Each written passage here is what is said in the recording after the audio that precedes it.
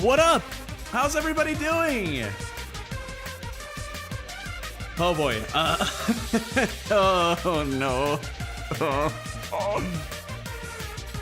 Oh, yo, how's it going, Nick? Oh wait, Jesus, this is loud. But hey, we're only gonna be listening to this anyway. He's not dying for once when doing that. Yeah, because this game is very light. But yeah, how's everybody doing on this fine Sunday evening? How's it going, Spectre, Zeph, M? Might have to go to sleep later. It's fine, no worries. Glad to have you all here for now, at least. Should make sure everything's fine on the other end. The game was medium, so true.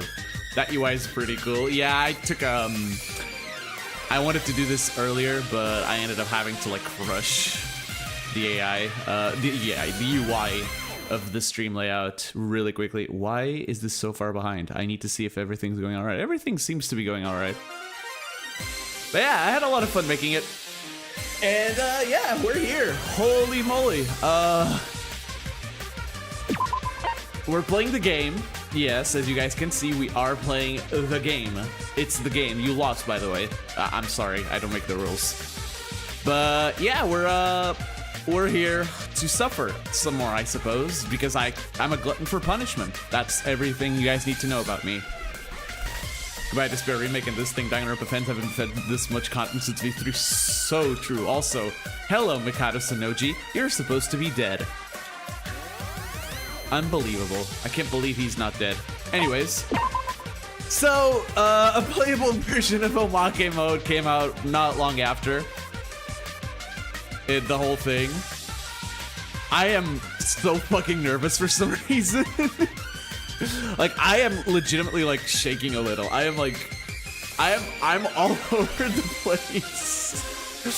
But yeah. Oh boy, Omake mode's here. It's real. Holy shit. That's fucking unbelievable. Mount Moon is waiting, yes. But I don't think Scruggs watches my YouTube. Dude, I'm so nervous about this. I don't know why. I was legit scared when it came out. I mean, I wasn't scared per se. I'm just more like, damn. This is unbelievable. The last part came out in 2020. It's been 6 years. And all of a sudden, LINUJ just drops this on us. Gonna have lots of feelings for this one for certain. Okay, so for those of you who have been following my channel, I haven't uploaded all that much, and I apologize for that. You guys know that I'm kind of inconsistent, and it's purely my fault, but that's besides the point. We have done both the Funeral and the Queen of Despair side stories already. Both of which were pretty good. I like both of them. I mean, Turi has really had me on the knees because it was, LINUJ posted it coming soon a few weeks ago. I didn't expect it to come this soon. Bro hit us with a FNAF jump scare. But yeah, we're here. I watched a bit of Maresis' stream on this. It was a lot of fun. Like, that whole thing was fantastic. I advise you guys to go watch it. If you guys want other people who have done this and who are, or well... Hey, Yoroko Sim, how's it going? Yeah, dude, it's crazy. 2026 new SDRA2 content goes hard. It's insane, dude. I'm still processing it that it happened. It happened. It fucking happened. The after stories are all here. Oh, fuck. I immediately see it. I immediately see it. Oh no. I'm terrified.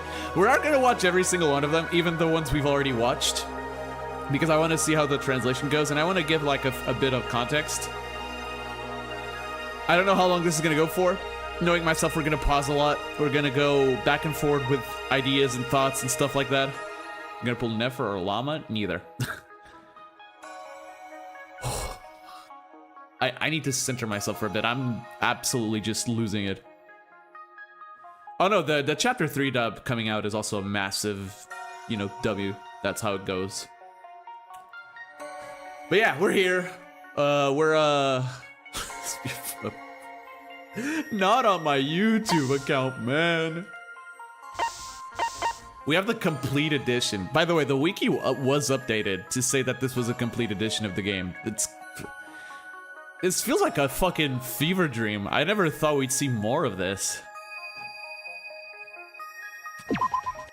But yeah, we're here. We are here. We've already seen this one. We've also seen Queen of Despair. Oh, no. Oh, those names. Oh, fuck me, dude. Oh, we're gonna be eating good. I think we're gonna be eating good, but I don't know if I'm gonna be eating good, particularly like myself.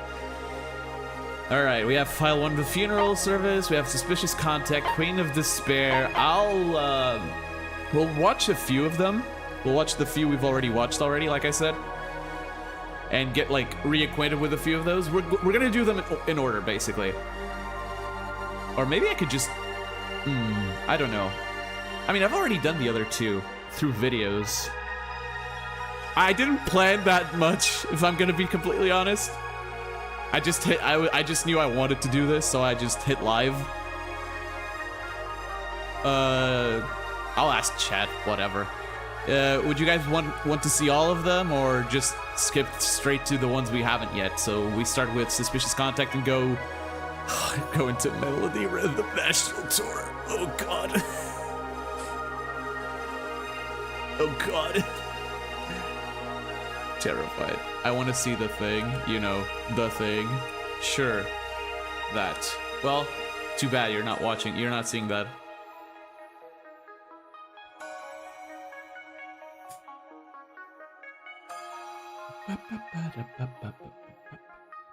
I'm sorry, I'm just embracing this. I'm embracing the music. It's been a while since I booted up SDRA2, and it's kind of crazy. Phooey. Unfortunate. Alright, we've already seen this one, so I'll give a brief recap. After the killing game, Teruya Tori's funeral is held at the Kisaragi agency or foundation, whatever.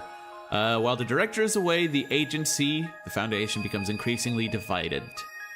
Yep, that's how it ended. Maybe I'll just give a brief, like, blah, blah, blah, blah, words, English. I know how to speak English. I'm not English, but I know how to speak English. A brief short summary of the story. Ray kind of lays it off and says, you know what, fuck you. I'm just not gonna be cooperative anymore. This agency can go to shit. I don't care. Deserved, though. Deserved. And Queen of Despair was Shobai and Iroha being Shobai and Iroha after the game. That shit was actually pretty fun. Was pretty funny. But yeah, that's about it. This one, yeah, as the events of Utsurushima come to a close, and the world begins to stabilize, an ominous aura lingers somewhere, a seed of despair that has yet to completely vanish. What is the identity of the next generation symbol of despair? Yeah, Iroha Nijue, we've already known. We've already seen that one. That was the hilarious one, even though it was pretty serious. So I suspect we can start with Suspicious Contact. Aura? Where are you? Oh, I get it. That's a clever reference. But yeah, we're gonna start with Suspicious Contact. The children of Utsuro struggled to find Utsuro's whereabouts. That day their search was meaningless, and they were beginning to lose hope until they received a mysterious call from a mysterious man. Alright, let's start with this one, shall we? By the way, how's everything going in terms of like audio, game audio, my audio? How's everything going? How are things?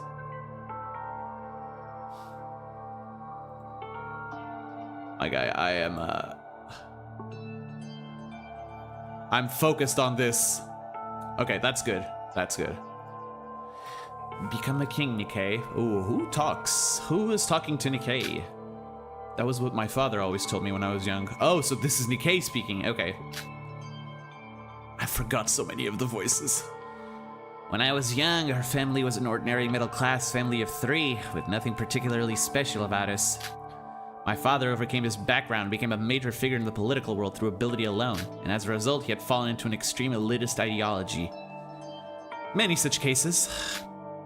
Perhaps because of that, my father always said to me, stand at the top, trample others, and climb higher.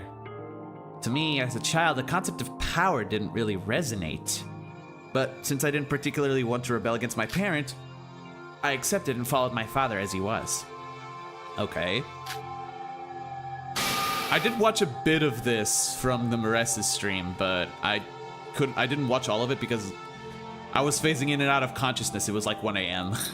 It was very late when they streamed. Our time zones are so far apart. However, my father's power did not last long. Whether it was corruption or a private life scandal, I don't remember clearly, but for some reason, my father's power fell apart. Overnight, my father was treated like a criminal and vanished without a trace. My mother and I were unable to find out where he had gone. Also many such cases? Like, that sucks. That just straight up sucks. It was something I only learned later when I had grown up, but apparently it had been a mix of misunderstanding and false accusations called by a malicious news article. It took so long for the truth to come to light that by then, no one remembered anything about my father anymore, nor did anyone care. Yeah, many such cases. Again. I didn't understand it at the time, but I think they called it guilt by association. Ugh, uncomfortable. That sucks. That's just bad. Guilt by association is awful. Society should move past that. My mother and I, who had done nothing wrong, ended up suffering all kinds of contempt and harassment simply because we were the family of a corrupt politician. As a result, my mother, who had quietly trusted my father and supported him, eventually became bedridden from extreme stress. Uh-oh. Oh. Really? Listen carefully. Mom is going to be going on a trip far away for a little while.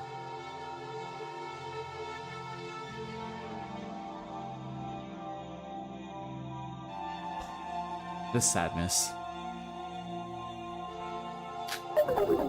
Mom? Where are you going with your condition like that? Don't go. Don't disappear like Dad did. Oh, good God, LINUJ, really? This is the second one? Fucking what? Don't worry, I'll be back soon. Dad will come back soon too. Right now, he's just gone for a little while to clear up people's misunderstandings. When exactly is soon? Yeah, I can't say for certain, but just like Dad said, if our Nikei becomes a king, it becomes someone who stands out no matter where in the world he is. Mom will come back by then, so become a king, Nikei. Oh, that's a solid start. With those words, my mother set out out on a journey from which she would never return. Even as a child, I could understand that my mother had passed away. The words about coming back were just meant to reassure me. Even at my young age, I could understand that much. Why did my mother have to die? Why did my father have to take responsibility and give up his power for something he didn't even do? Only after losing everything did I finally realize that power carries both light and darkness. Kingdom Hearts! Oh, sorry. I'm a sleeper agent. Every time I see those words, it needs to be said. It's stronger than me, guys, I'm sorry. And from the moment I began to understand that, my perception of power started to change. Very well. Isn't it fitting? The public denied our family. So now it's my turn to deny all of you. Dude, bro really wants to aura farm. Nikei, I don't think you can be allowed to aura farm after the way you went out. I know that was the whole point of it, but like, you went out like a little bitch. Thus, after my mother's death, I let go of everything and became a journalist. And just like what had happened to my family in the past, began to falsely accuse others and bring them down. Ironically, these actions elevated my reputation, and by bringing others down, I gradually began to draw closer to the throne. Yeah, dude, scaringly real. That's insane. It's just scaringly real. If I become a king, if I rise above everyone else by trampling over them, my mother might come back. I didn't truly believe such hollow words, but at the very least, I might be able to fulfill my mother's final wish. With that in mind, I continued to aim for the throne, began walking my own path to kingship. However, in reality, cruelly enough, not everyone could become a king. With an utterly ordinary talent, no matter how hard I try, I couldn't win against those truly born with exceptional abilities. Strangely enough, that's a lot like that's very close to Nagito's train of thought in DR2. Huh, alright, that's interesting. The truth was, I knew it. That I couldn't become a king just by writing articles that slandered and brought others down. The media industry was harsh enough that a child orphan and barely attending school could hardly survive. No, I have to be the best. I have to become a king. My mother's last words had, before I realized, become the purpose of my life. If I failed to fulfill them, my life would have no value at all. That sort of explains the way he, desperately went out, yeah. Whether this was a desire born from my personal vengeance or for the family I had lost, by this time, even I could no longer tell. Oh! There he is! There he is! There he is! The root nexus of this entire fucking, fan game duology. Oh, god damn it, Utsuro. You and your problematic luck.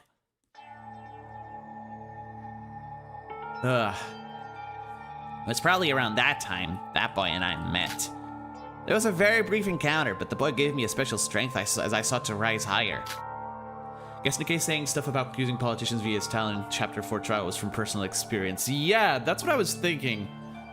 I mean, it sort of makes sense. You make a living out of, bringing other people down, eventually karma will catch up to you. Even if you are supposedly imbued with divine luck, not even that's enough to save you from this bullshit. After gaining that strength, surprisingly, I began to thrive in the industry. What I didn't change. As always, I insisted on writing only articles that trampled on others and brought them down. 6 years after Chapter 6 came out, we finally got to know Nikei's backstory. Yeah! If he's not lying. Because, Nikei is a lot of things and liar is one of them, so this could just be fabricated as far as we know. This could all be fabricated.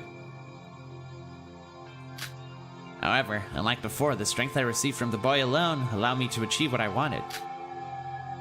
In this way, as I made a name for myself as a young journalist, I experienced many events and changes. Of course, that fame didn't carry only positive meaning. To be frank, it was closer to a negative reputation. At first, since I too had a sense of guilt, there were times when even I felt doubtful about my own work and even pretended to be virtuous. It's quite the mystery, I know. He's probably, besides Mikado and Shobai, he's probably the biggest mystery. Ooh, sorry. The same went for human relationships. At one time, I built good relationships with a few colleagues, and there were even juniors who approached me saying they admired me. But my trust was betrayed, and as I felt the coldness of the industry I was part of, I gave up even that. By the time I dropped the title of boy journalist, I had made a name for myself comparable to that of an ultimate level. Hope speak, baby! Yeah! God, that institution caused so many problems. The mysterious power given by a boy fully satisfied my desires and allowed me to continue to prove my worth. But looking back, all that remained for me was merely the result of having stood above others. Even so, I must keep rising higher, because that alone has been the reason for my life from the moment I was born until now, and nothing else remains for me. Become a king. Become a king, Nikei. Don't be a bitch. Oh, I know that voice. Hey, Nikei! Yep, it's him. It's been a while.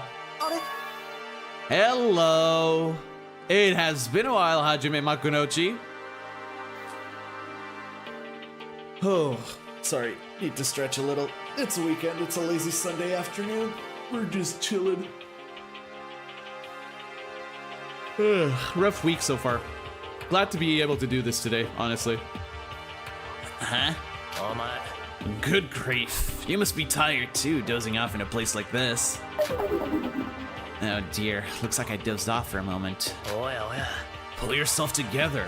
We don't know when Emma and Iroha will return, so as the leader, you can afford to be careless. Yeah, you're right, sorry.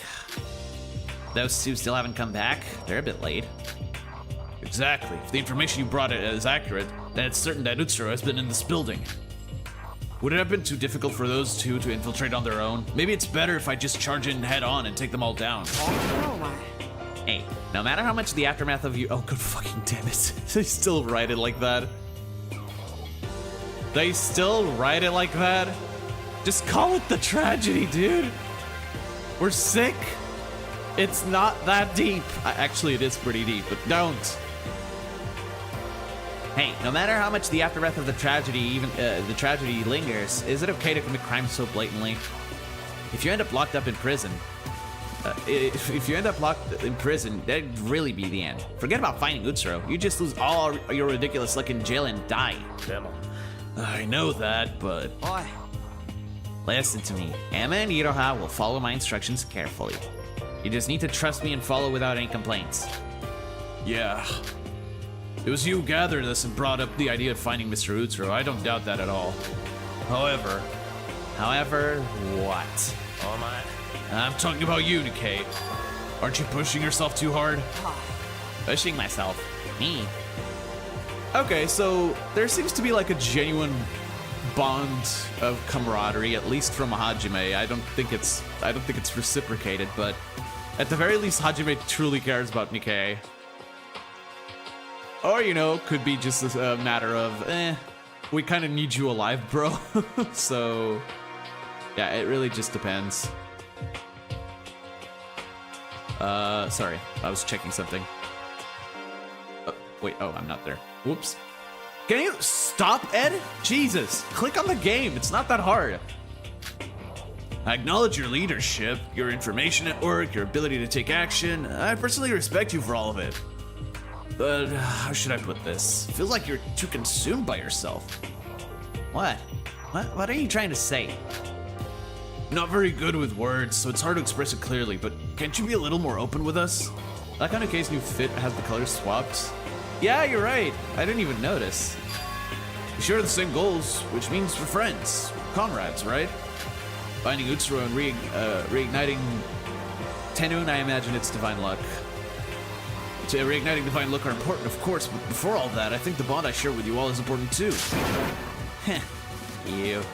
I think you're misunderstanding something. Friendship only exists between equals.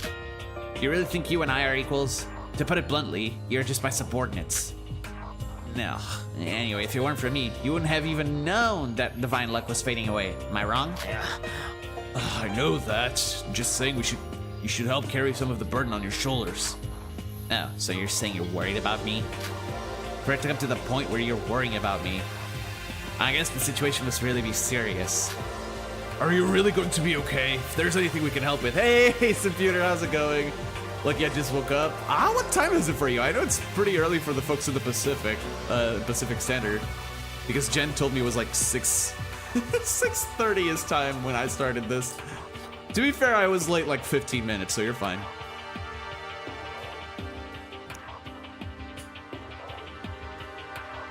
If there's anything I can help you, okay, yep.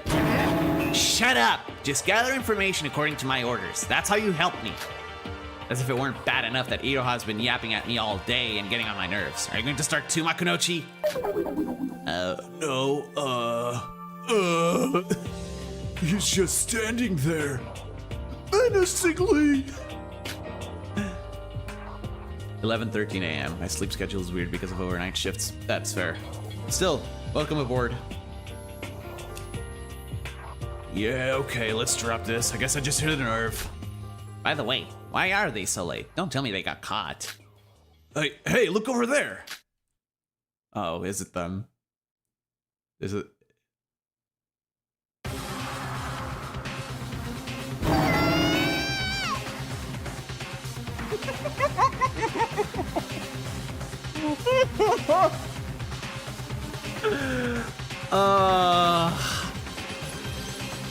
Like I said, I was half asleep during the rest of the stream, so I forgot about this.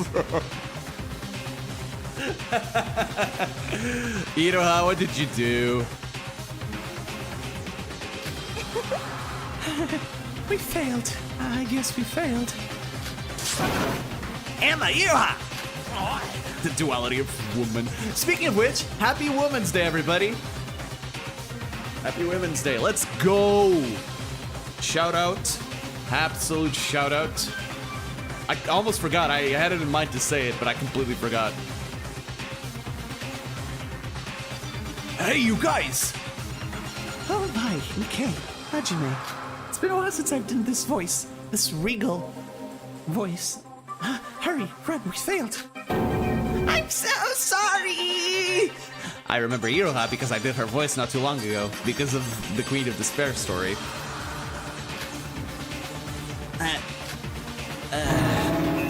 You idiots! You successfully escaped from the battle. The 4 men and women fled all at once, barely managing to shake off the security guards chasing after them. Oh, it's been a while since I did this much voice acting, so let's see how well it goes. Oh, Jesus Christ, Iroha. Oh, yeah. Hey, stop crying, Iroha. These things happen. I'm sorry. So Iroha lost her footing, tripped, and pulled out the main power cable. And that's how you got caught and everything fell apart. Is that it? Yeah. For the record, I didn't do anything wrong, okay? My acting was going superbly. I'm sorry. But Emma, couldn't you see the cable from where you were standing? If you said just one word to me, this wouldn't have happened. Fucking bro. You immediately spin it on her? Damn. Okay. Glad to see we're like that even before the killing game, Iroha. What? They're both around the same age, being over 20. Yep, that's true. No, it was my fault. My fault. Okay. More importantly, this is bad. If this place was a failure too, then we really don't have any leads left. No, Hajime. To be precise, it was only dangerous because we got caught. But we definitely did access the information Nikei mentioned. Really? Were there traces of Utsuro's movements? Well, there were, but it was more like it just briefly passed through this facility. It was hardly enough to call it a real trail.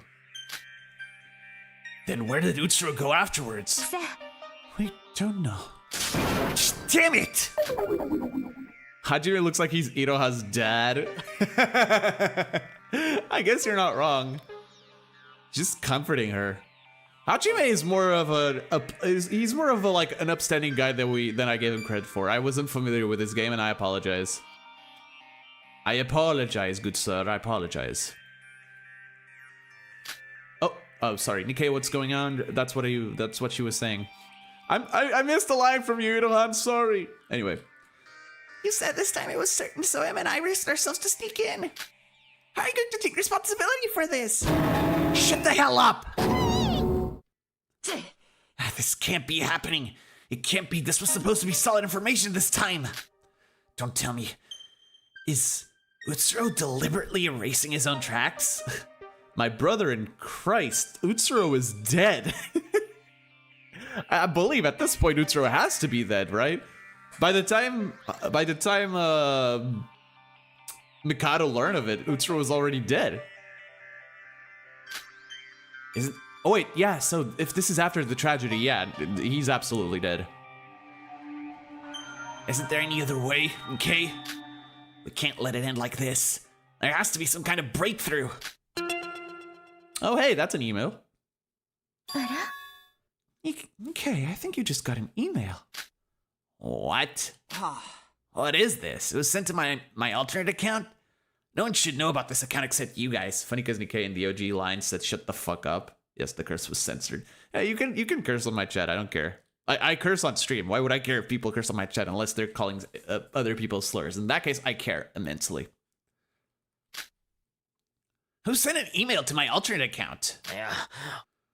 No, everyone's right here. There'd be no reason to send an email. Doesn't list the sender. Who's it from? Let me check. I wonder who it is. Wait, who the hell is this? I wonder who, chat. I wonder who. Oh, fuck. I mean, I knew it was him, but still seeing that name. Sorry. Like the Korean line straight up has censored swear. Oh, really? I didn't know that. That's funny. Mikado Sanoji? And thus, the children of Utsuro sold the soul to the devil.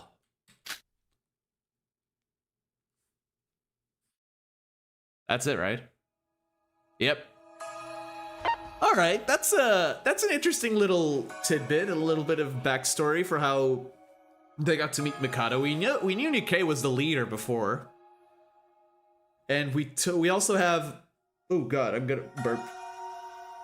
We also have a bit of Nikei's backstory. If it's the real one, there's always the possibility that he's just lying, or that LINUJ is lying.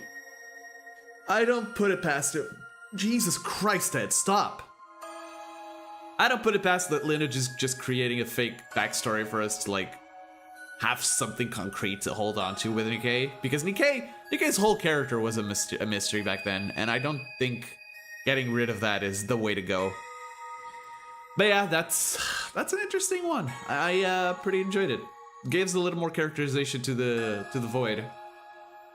Except Iroha. Iroha didn't really need anything else. She survived somehow. How the fuck is she still alive? Every day I ask myself that. All right. What's next?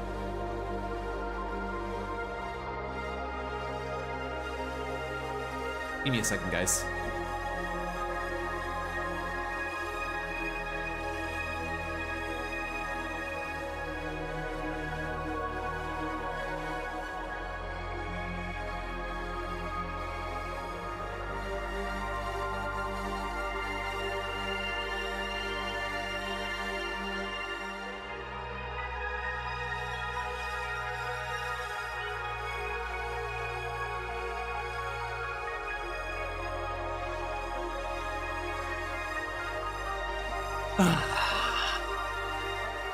So from now on, it's truly blind. I knew a few details from the one before, but then I had to go to bed. Chat, I really don't want to do this. Chat, I really don't want to do this. Can we just skip? Can we just skip? I don't wanna. Did something happen to the stream? Hold up, give me a second. Oh no. I do.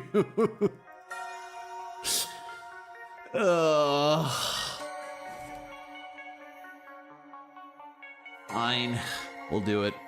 We're doing it live, fuck it. I don't care. I really don't care anymore. It's Jover.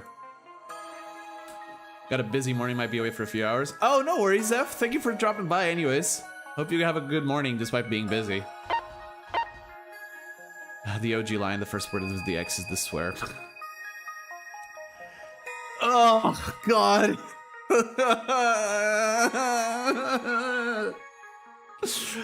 Oh, are you happy? Huh? I see you up there. A nationwide tour of comforting melodies and rhythms, spreading hope from a world plunged into despair. Someone comes to visit the twins, the symbol of next generation hope, and the super popular band.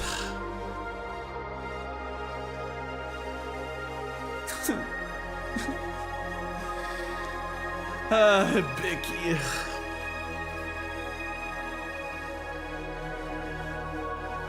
Let's go!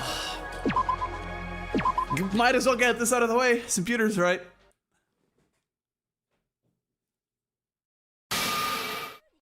All right, everyone, let's go! Is this copyright? If they're singing, is this copyright?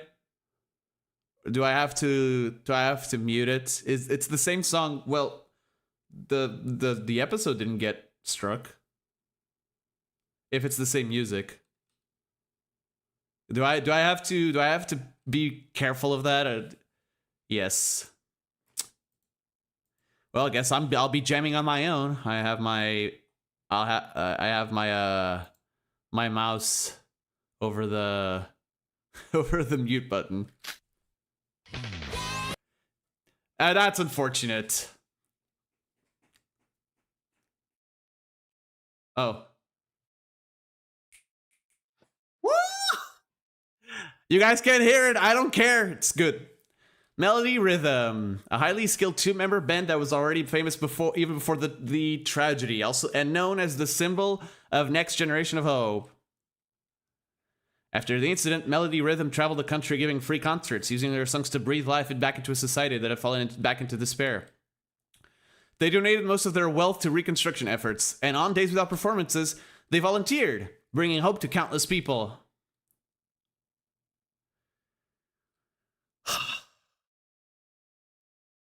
A vocalist who heals the minds and bodies of those consumed by despair with her beautiful voice, the older twin sister, Hibiki Otonokoji. That's her. They're looking pretty cool, actually. They're looking pretty cool in those outfits. I like it a lot. Always supporting her sister and shaping the melody with her charming guitar sound, the younger twin, Kanade Otonokoji. Sorry. Reminder that Kanade was a symbol of hope. Everyone say thank you. No! Until now, the two of them traveled all across the country, spreading hope to people in their own unique way. And say thank you, Hibiki, and actually mean it. Thank you, Hibiki. Interesting to think that they're performing the same song. In chapter 2, Hibiki said that this... Oh, you're right! It is the same song. Oh, yeah, it was unreleased. You're right. That was la la la pretty sweet. Thank you. Thank you so much for all your support. Oh, God.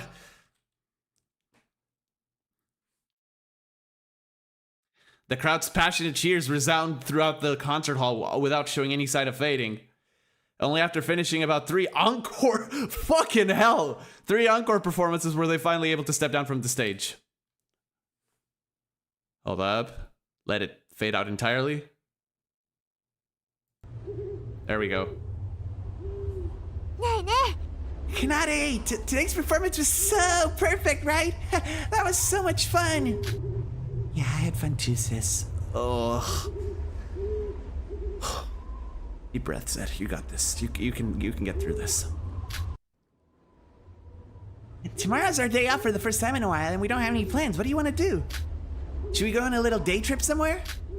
Yeah, sounds good, sis.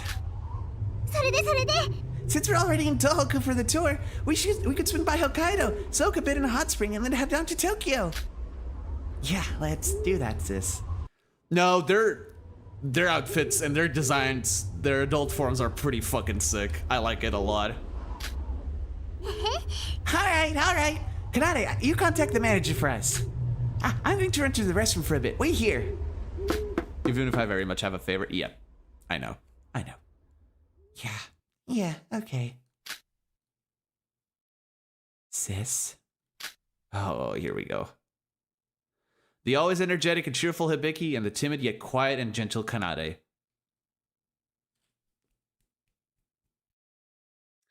Gentle, quiet, timid. Gentle, quiet, timid. Ooh.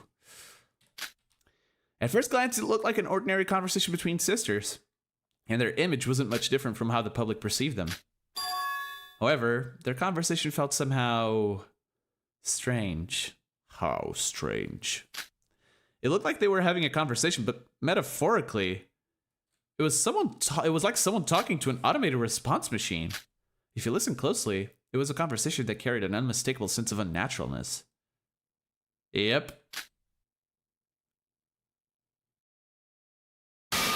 Oh, what the fuck?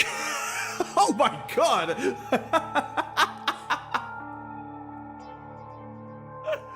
Oh, hi, Galleon! What?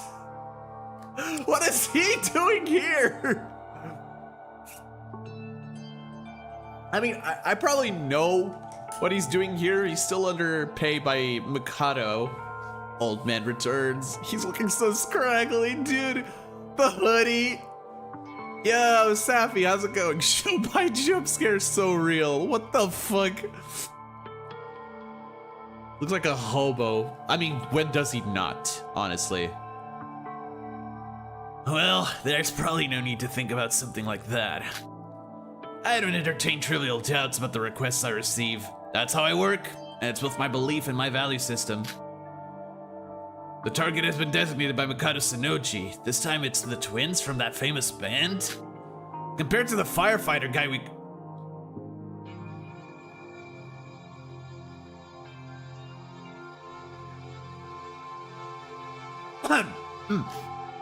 Compared to the firefighter guy we kidnapped last week, this is definitely a piece of cake. Something feels off. Those sisters. There's no particular reason. It's purely a gut feeling honed through years of working as a broker. I'd love to see a story explaining how he got Shinji. Dude, fucking how? Literally, yeah. Phoenix Wright doing Apollo justice. Honestly, yeah, you're right. First of all, the older sister is far too defenseless. If she's a celebrity... No, even if she's not, people these days are usually much more cautious. When I translated this myself, I was mad blindsided by having to translate Shobai monologues in my Kanade story. Damn. Shobai everywhere system. Just replace Majima with Shobai. No matter what anyone says, ever since that incident, the world's complacency about safety completely collapsed. I mean, I would hope so. And yet, despite that, she's the so-called next generation symbol of hope, her face known to everyone, and still, she shows absolutely no caution. At this rate, even an old yard dog would be more alert than she is. On the other hand, the younger sister has absolutely no openings of her own.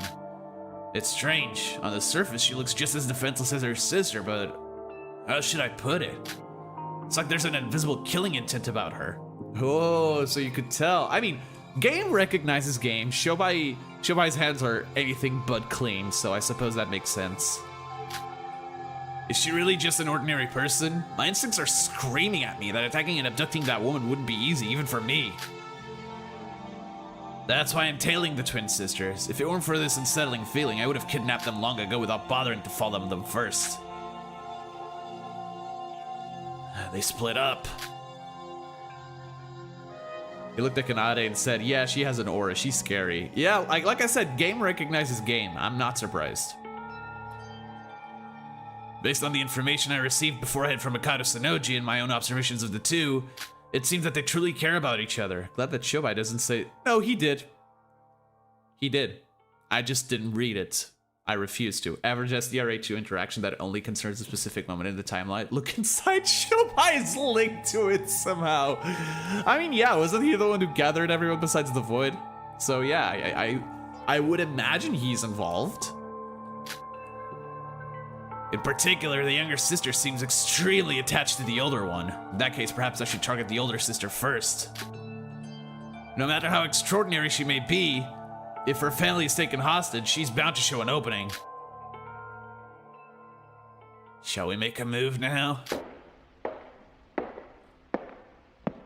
This is not gonna go well. I mean, I know it goes well for Shobai, but still. Ah, that felt refreshing. More importantly, this short is hilarious. I should go show it to Kanade. Then, huh?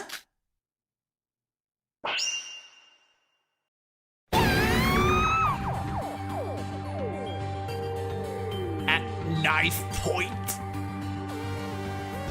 Bro is asking for death. Keep quiet. If you make a scene, I'll cut you. I told you to be quiet. I'm not saying it twice. After finishing the grueling performance, the older sister's relieved expression twisted in an instant. The older sister, paralyzed with fear, seemed so shocked that she couldn't even think about screaming without me even saying a word. Just as I expected, this was far too easy. Hey, get that younger sister of yours and tell her to come to the bathroom. Do it unless you want to die. Kanade, Are you going after Kanade too? Sir, what's your goal? I can give you as much money as you want. Just please not Kanade. I hold no grudge. This is just business. I'll give you 5 seconds. Open your phone and send an email or make a call.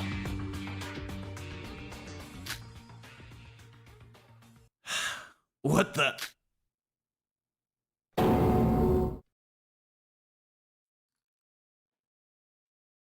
Oh, fuck!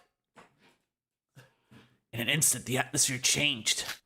The twin sister who had been talking to me just moments ago went completely limp as if her Bluetooth connection had been cut. At first, I thought she had lost consciousness, but that wasn't it. She's aware, yet there is no self. That's how I should put it. What the hell is this?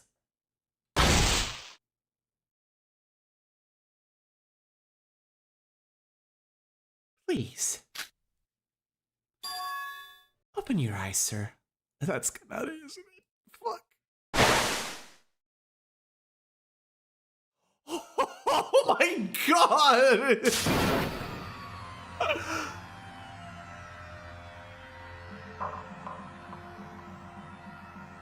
Holy shit! Show my downscale? What the fuck? Oh no. Okay. So you finally come to your senses, huh? You are.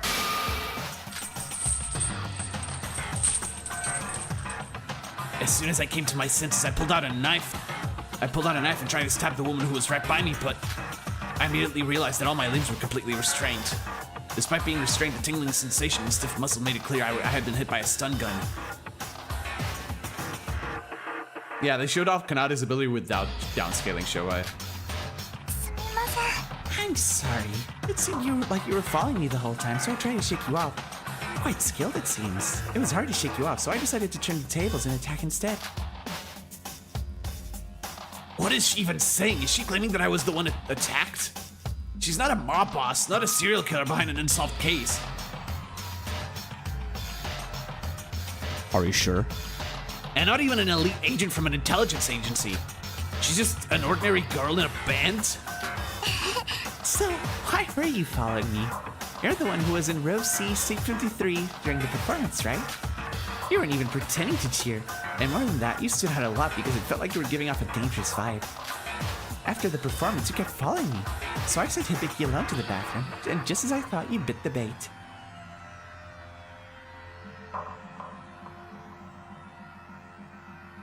Fuck!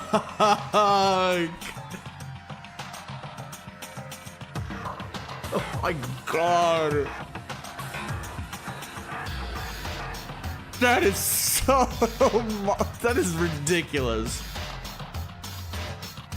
That is insane!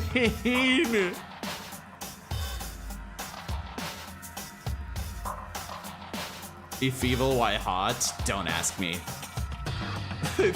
Never cook again. I kinda agree though. That's right, Shobai. How's it going, Anthony Dragonclaw? Welcome back to the Kanade show. Oh, that's a deep cut callback. The Kanade Otanakoti show is back for season fucking whatever, 6 or something. That's right, Shobai's insight and quick thinking here is mad impressive as well. If you knew her about her training in advance, he probably would have been a fair match. Yeah, true. She closed her eyes when playing the guitar. No, I'm pretty sure she's just that good with the guitar. Yep. What the hell are you anyway? Me? After watching the performance, you still don't know who I am? Of course, I'm Kanade Otonokoji, the guitarist of the famous band Melody Rhythm. Cut the crap! What did you do to your sister? Huh? I don't understand what you mean.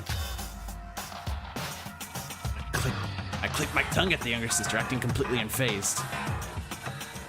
Could have seen him between songs. Oh, yeah, I guess. I'm at a really busy point in my life right now. I'm really exhausted. I'll just be like, oh, don't worry, Sephi. I'm glad you're here. something crazy happened just now. I'm posting some chat message like, damn, that's crazy in spirit. Nah, man, take a rest. I'm glad you're here, man.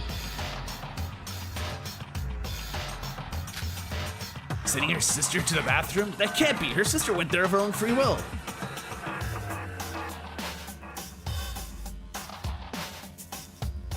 He doesn't know, chat. He doesn't know. While telling them, the younger sister had no involvement in her sister's actions. Not only that, she kept giving short automatic affirmatives like an answering machine. And when I attacked her sister, a strange phenomenon occurred as if all power had suddenly shut off, followed immediately by an attack with a stun gun. This woman, surely not. So, what's your goal? Sometimes there are perverts who stalk people without even knowing their place. This is indeed crazy, not as much as Kanade, though. Fucking brother. You're not that type, are you? Did someone hire you or something? Well, if you don't want to talk, that's fine. Since you've seen Hibiki in that state, I'll have to deal with you here. After saying that, the younger sister began hitting the sharp blade. No, no, no, miss me with that shit. Oh.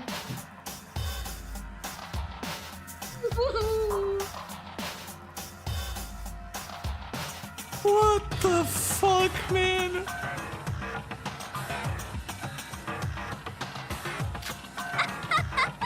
I was slightly hoping that you might be someone who could give Hibiki a new kind of stimulation, since you don't seem like just some random person. A new kind of stimulus? Ah, like just now when you threatened Hibiki with that knife? It's been a while seeing Hibiki so terrified like that. Ever since she became the next generation symbol of Ho, all eyes have been on her. With all the precautions against dangerous situations, the chance to actually enjoy them has disappeared. I prefer the time of the tragedy. Back then, I even had to take care of Hibiki's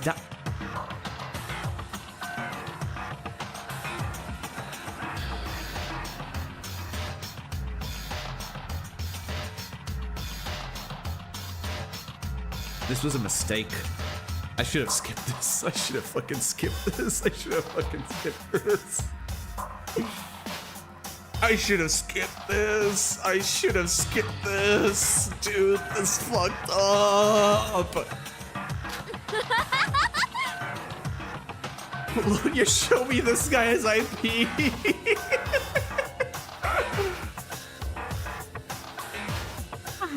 I just remembered again. Hibiki was really cute back then. So get off on cornering her sister and enjoying it? It's not exactly that.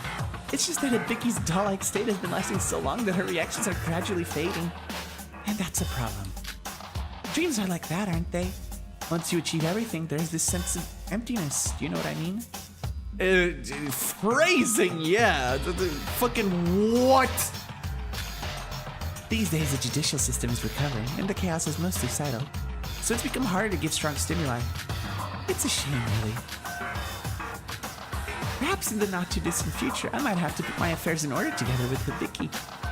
Honestly, these days I'm not really feeling very happy. Wait a minute. Surely not. Surely not.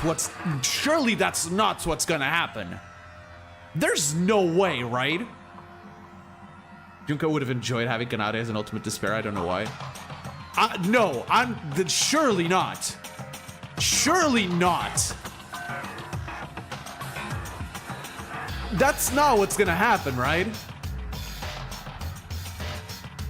I swear to God. No fucking way. If it is, that's crazy. If it is, that's fucking insane. There's no way. I'm wrong. I have to be wrong. I have to be. There's no way. I can't know what you're thinking, but I'm sure you get it. Yeah, I think I do. And if it is, it's genuinely insane. I wonder if someone might serve something on a massive scale. I'd be more...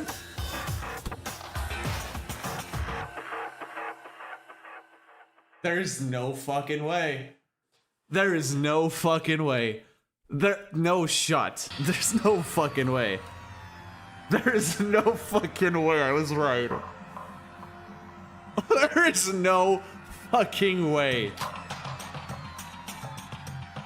That was my mistake. This woman was far more dangerous than I had thought. She wasn't someone to be taken lightly. I don't understand the principle behind it, but this woman has turned her older sister into something like a doll and is controlling her. It's hard to believe, but it was the truth. Did Mikado Sanoji know? Nope. Did he keep it a secret despite knowing? Nope. He genuinely didn't know. As far as I'm aware, he didn't know. No, that can't be it. There's nothing Mikado Sanoji would gain by blindsiding me with something like this. It was simply that this woman had been insane without anyone noticing. But thanks to this woman who had grown talkative because she thought she was going to kill me anyway, a breakthrough finally presented itself. Nah. Hey, before you kill me, do you mind if I take a moment? What is it? What you just said, hearing that gave me confidence. Also, this massive scale line, my own translation is clear that she was referring to the tragedy. Kanade literally said she would cause the tragedy too. Oh, Lord. The fact that Mikado discovered Kanade's true nature at the same time as all of us had been killing me is actually hilarious.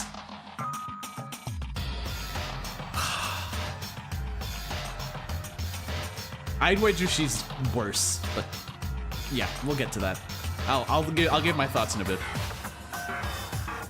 Maybe I could give it to you, the stimulation you want? それが何? I'm not really interested. I don't think someone like you is capable of doing anything all that impressive. No, listen, it might be a short story, but from what I've observed about you, I'm sure it would be something that catches your interest. And I suppose I'll hear you out. Go ahead, speak.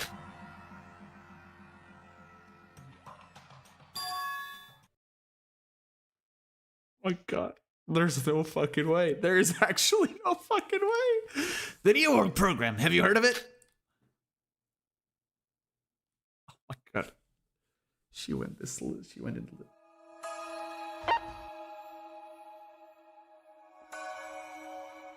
Oh my God. There's no way. There's actually no way. There is actually no way I was right.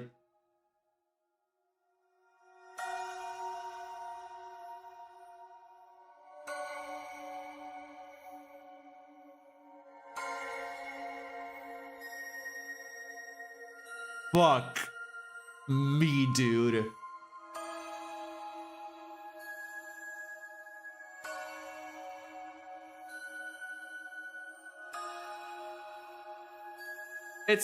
I mean, obviously if she's going in, Ibiki has to go in as well, but like, fuck me, dude.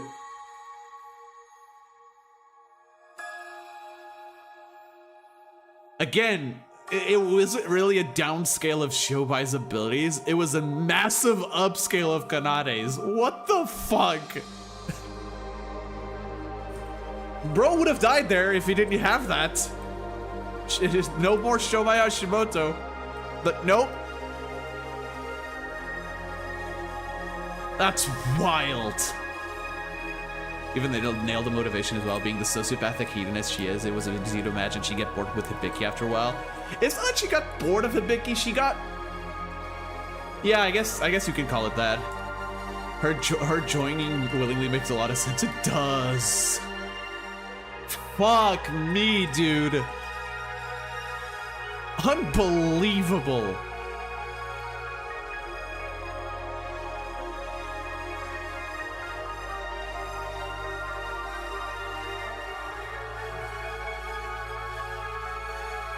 I'm at a loss. I don't know what to say about that one. I don't know. I feel like I just lost myself in the sauce somewhere.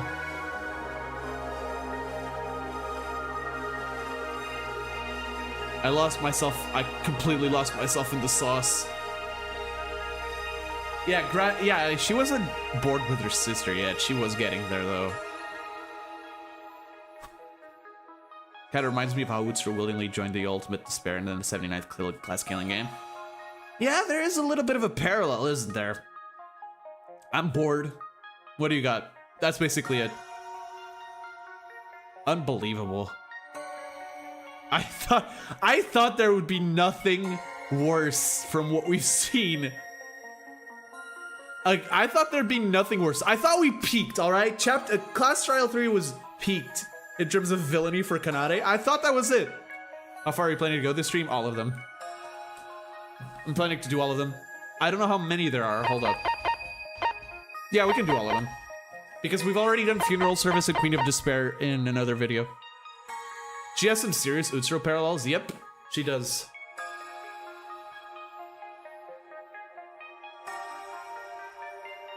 Again, I thought we peaked. Like, Class Trial 3 was peaked.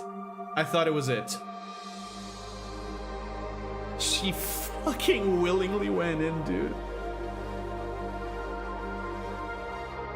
Oh, that's 10 plus more bodies you can add to her account. Yep. I can do nothing but bow down. Did you do Suspicious Contact? I did, yes. It was an interesting one. This one just completely took me off guard, though.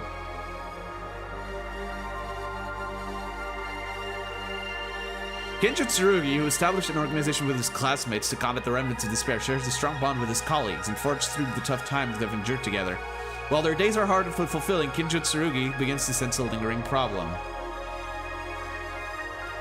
She could have stopped the game there. Yep, that's true.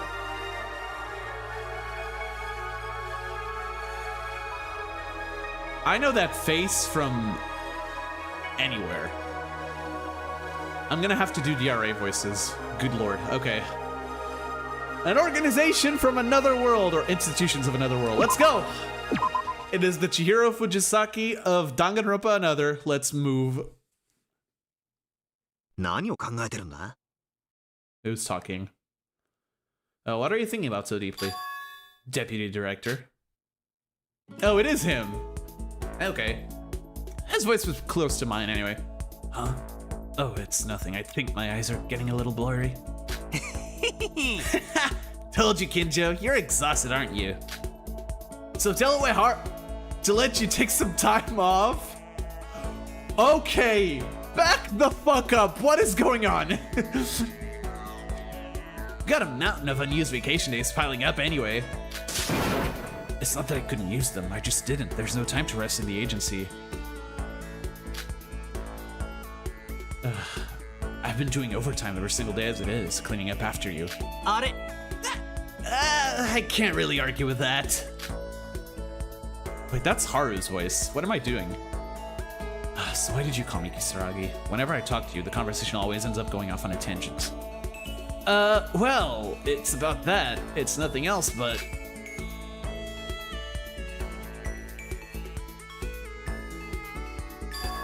What? A company trip? Yeah, more precisely, it's only for the executives from the 79th graduating class. At that point, it might be closer to a reunion, I guess. Oi. You know, have you even thought about how the agency's supposed to function if all 16 of us are gone? I'm sorry, all how many?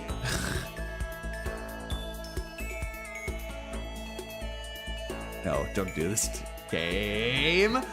Game, don't do this to me, game! Don't do this! やれやれ. Nah, it'll work out somehow.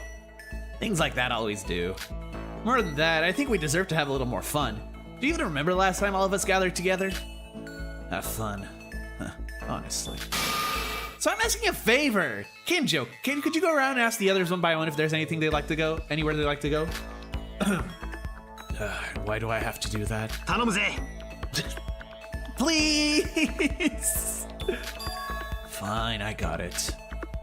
I knew it would be that easy. In that case, I'll have to try another way. あれ? Huh? What did you just say? そうだ. I said I'll do it. Huh? You actually agreed so easily, Kinjo? You were just going to keep pestering me until I agreed anyway, weren't you? Yeah, it's Yamato. And he looks dapper, though. I literally cannot imagine adult Kinjo with a happy face. Yeah, me neither. If that's the case, it's more efficient just to just get it over with and get back to work. Kinjo, you. After all these years, you finally come to understand the kind of person I am. Thank you. Okay, since that's settled, please do some investigating for me. At this hour, everyone should still be at their respective departments. Sure, I'll go do it, Director. Right, since Kisaragi's alive, he's the de facto director of the Kisaragi Foundation. That's clever. This my it's Kenjo's POV. I guess I should have seen this coming. Might be weird, but I've often imagined myself in the Danganronpa world. I mean, people create OCs, that's fine, as long as it's harmless. Thus, my investigation into the employee street destinations began. In truth, I already knew the reason Kisaragi was making me do this investigation.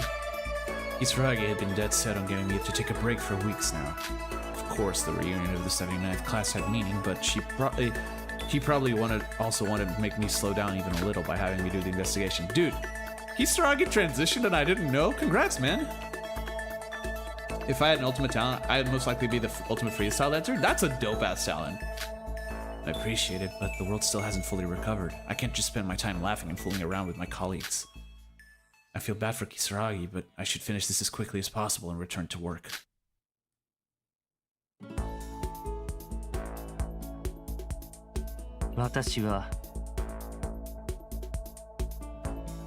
Fuck, I'm gonna tear up. It's coming.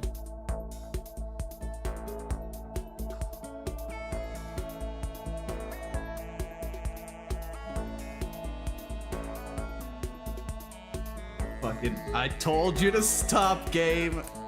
I told you to stop, and you didn't stop. Look what you're doing to me, game.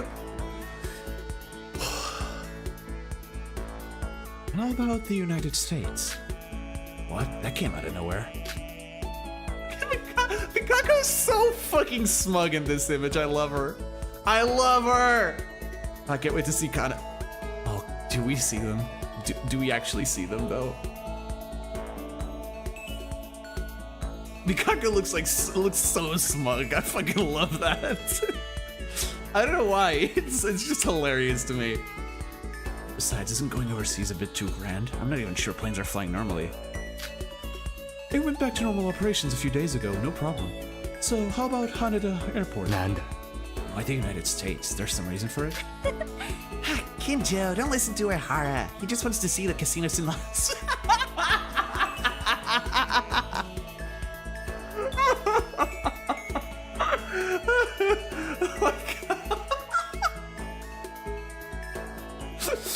You know what? Based Kenji, let's fucking go. You know what? Fair enough. I didn't know Kenji Uehara was chill like that, chat. I didn't know. I didn't know he was chill like that. I completely forgot. I actually did, yeah. Oi. Hey, you. That's not it. Yes, I wanted to see the St. Patrick's Cathedral. Oh, this is hilarious. Well, let's go with that. Kuroko, how about you? Oh, they're voiced. Fucking. I noticed with Kisaragi, but they're all voiced. Oh, fuck me, dude. Oh, I'm not gonna make it. I'm not gonna make it. I'm not gonna make it. I'm not gonna make it, chat. If the game shoves Kanade and Ori in my face, I'm not gonna make it. Yes, for me? Oi. Hold on, why are you in the HR department? You were so naturally there that I almost glossed over it. God has sent me a mission. I shot at all the slots of Vegas. Remember, kids, don't gamble.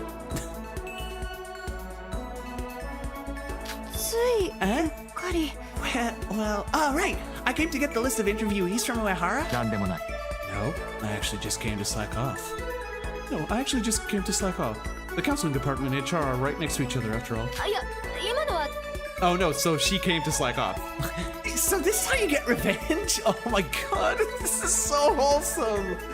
What the hell, man? It just dawned on me what this is. It just absolutely just dawned on me what this is. And now I'm sad. Like, it just clicked. I was looking at this. It just clicked. And I know exactly where we are.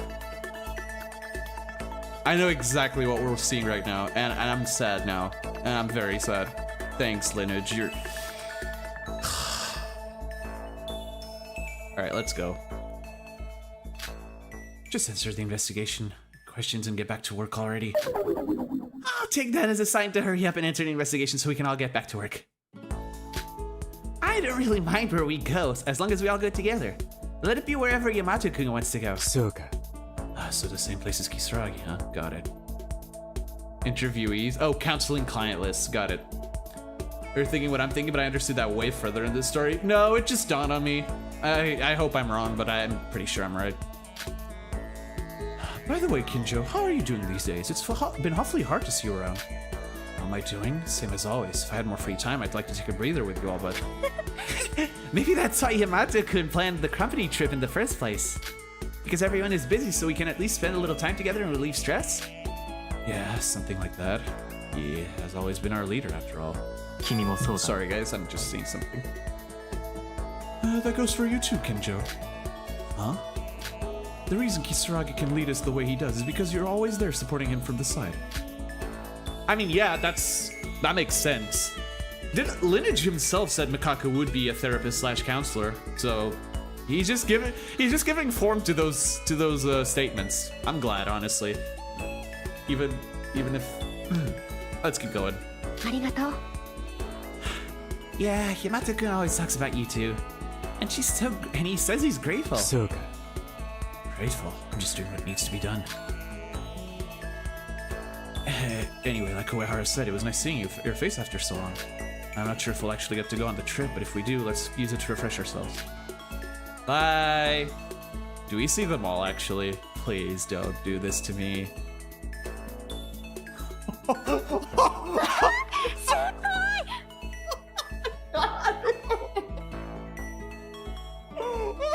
There's no fucking way!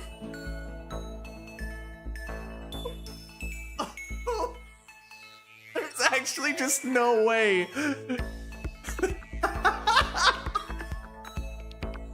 Bitch has a goatee!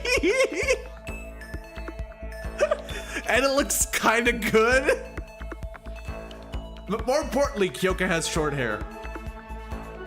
The fuck is that? I can't get over it, man.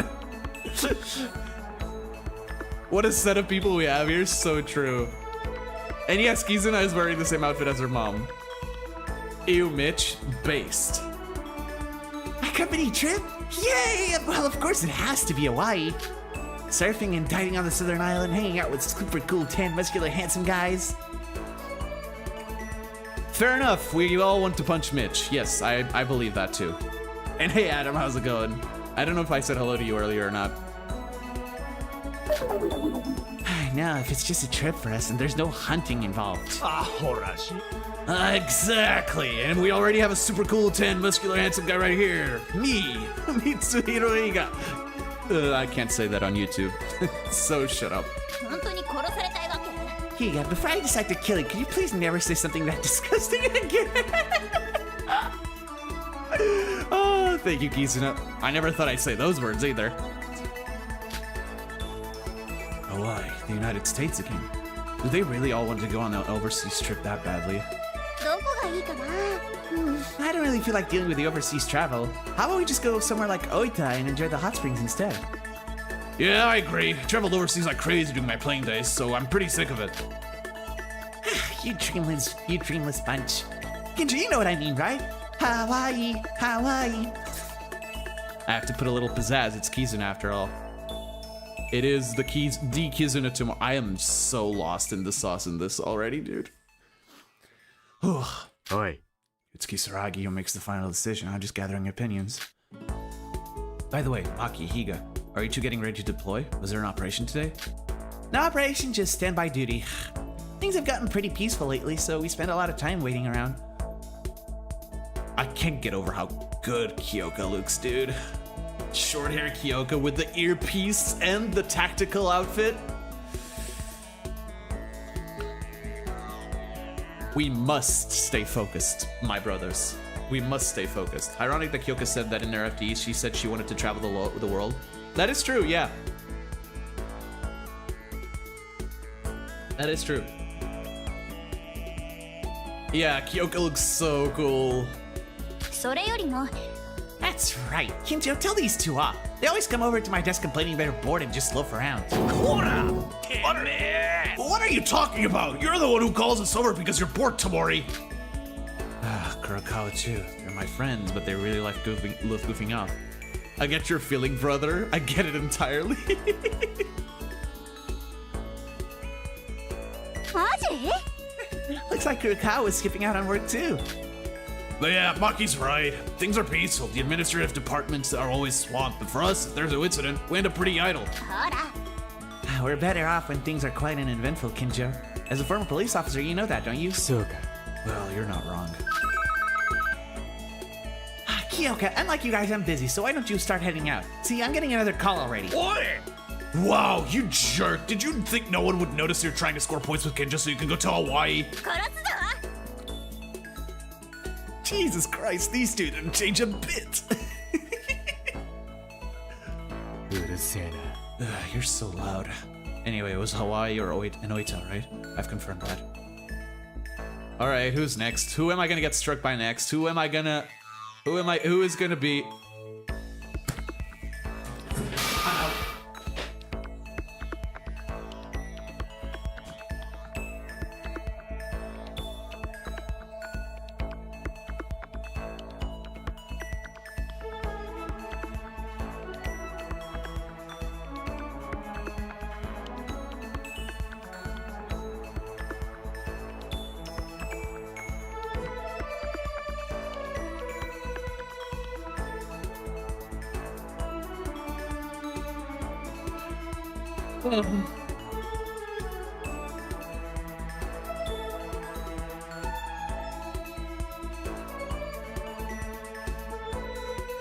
Oh, I see we have someone new in chat. How's it going, guys? Oh my god. Oh.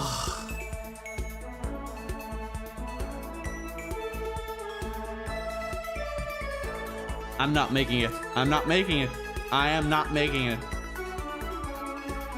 I'm not making it, chat. I'm not making it. This confirms it. I'm not making it. I'm dying before this is over. I don't make the rules. You idiot, Kabazing! Obviously you should go to the mountains! Oh, you're the idiot! Of course we should go to the beach! So which one is it? I don't have time, you know. Stop fighting and decide quickly. I get so lost in the Kanade sauce that I sometimes forget to give proper love to the people who made me cry. So true. No, like, I have a whole story with these two, alright? I also left during Chapter 4's class trial.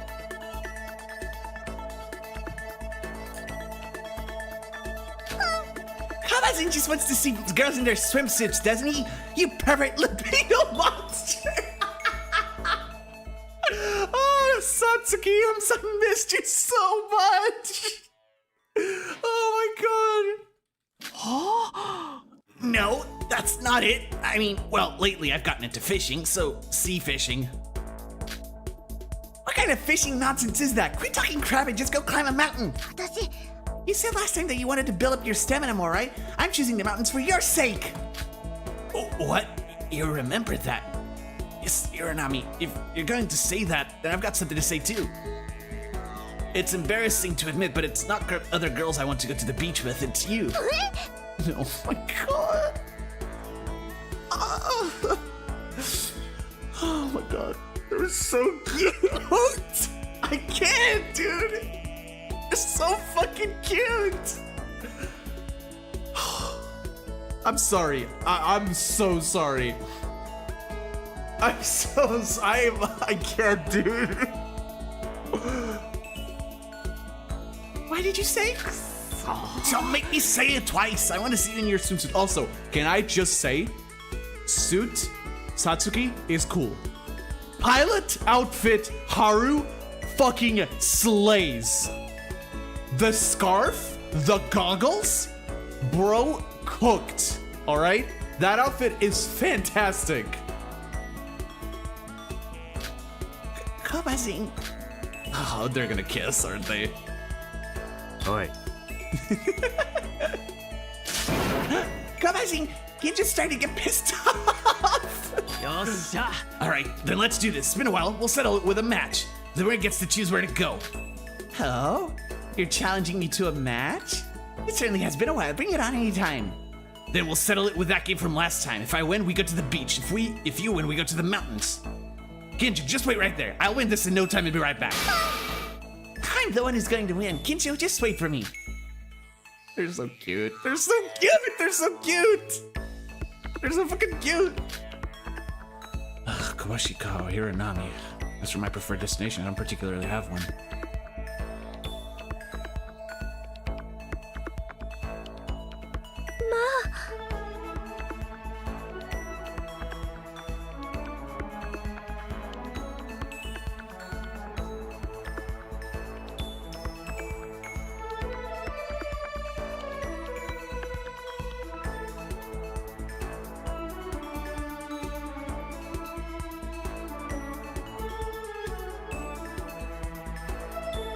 I'm fine. I'm fine. Fine, chat. I'm not fine. I'm so not fine.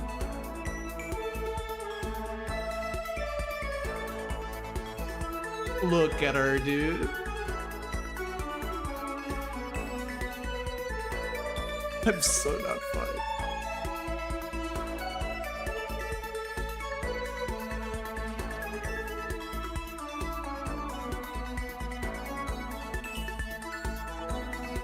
All right.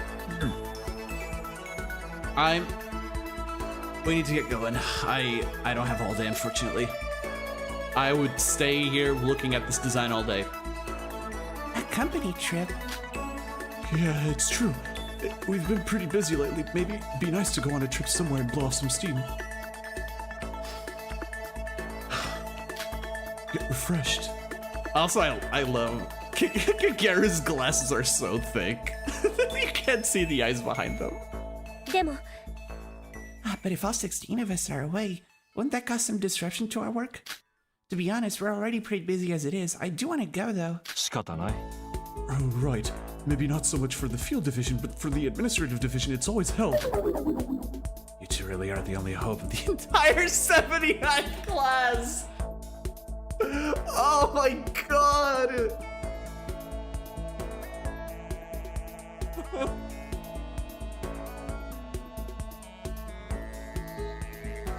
I don't know, man.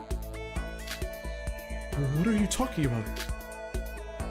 No, Minori's right. You must be busy, so just tell us if there's somewhere you'd like to go. We won't take up too much of your time. そうですか Somewhere I want to go. How about it, Inori? There are a few places that come to mind. Oh my god, stop! Dude, you can't do this shit to me. You can't do this to me. You can't. I've already suffered. I've paid my dues. I've suffered penance. I've been there. I was in the fucking trenches. You can't do this shit again, man. You can't do this shit again. I was in the fucking trenches, alright? You can't do this. Sorry. I'm fine with anywhere. As long as I'm with everyone, I'm sure it'll be fun no matter where we go. Diesel Inori, I was thinking the exact same thing. Actually, me too.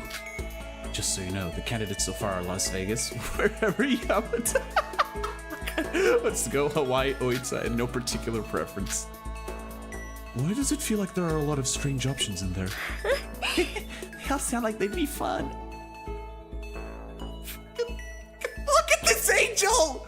Look at this angel! How could someone look at her and decide to kill her?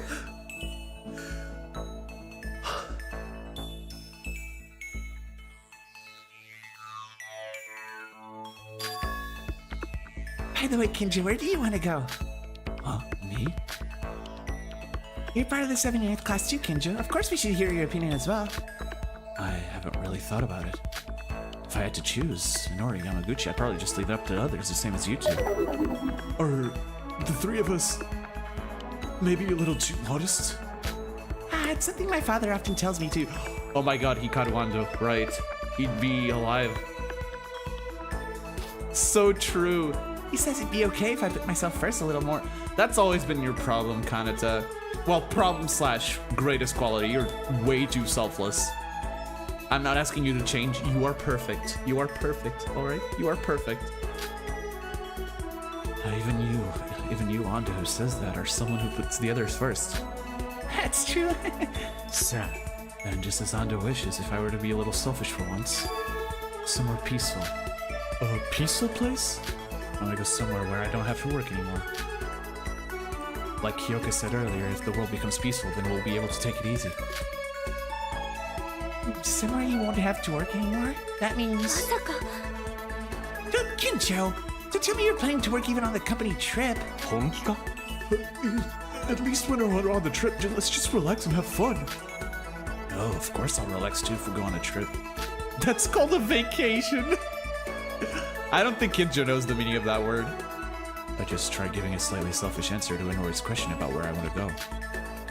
I feel like you may have slightly misunderstood the intent of my question, but that's okay. Oh my god. Oh wait, we're still missing people. Oh my god, we're gonna see them, aren't we? Broke and not turn his brain off. I mean, it is Kinjo. Does it surprise you? ありがとうございます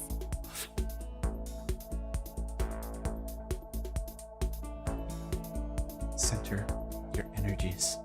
Do not let this get to you. LINUJ? LINUJ, don't let him get to you. You've paid your dues, Ed. You don't have to suffer anymore. You don't have to. Thank you for coming all the way here on purpose, Kinjo. If you ever get hurt, please make sure to come see me. Thank you, Kinjo. Okay, where are they? Where are they? It's 16 of them. Where are the last two? Some time has passed since then.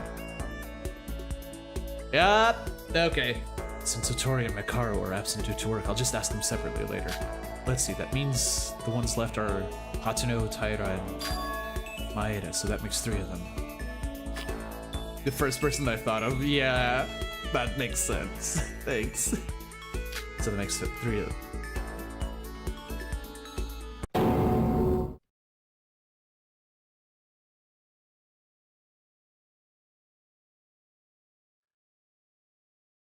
Ouch. Ugh. 大丈夫 Oh no. Oh, that's... No. Oh, God. It kind of got time, Sarah. I was thinking more... This reminds me a lot of Doki Doki Literature Club, actually. Kinjo-kun, are you okay? 体調でも悪いのか Wow, Ayame's voice is pretty cool. Does your head hurt? Should I call Inori? No, it was just for a moment. What was that?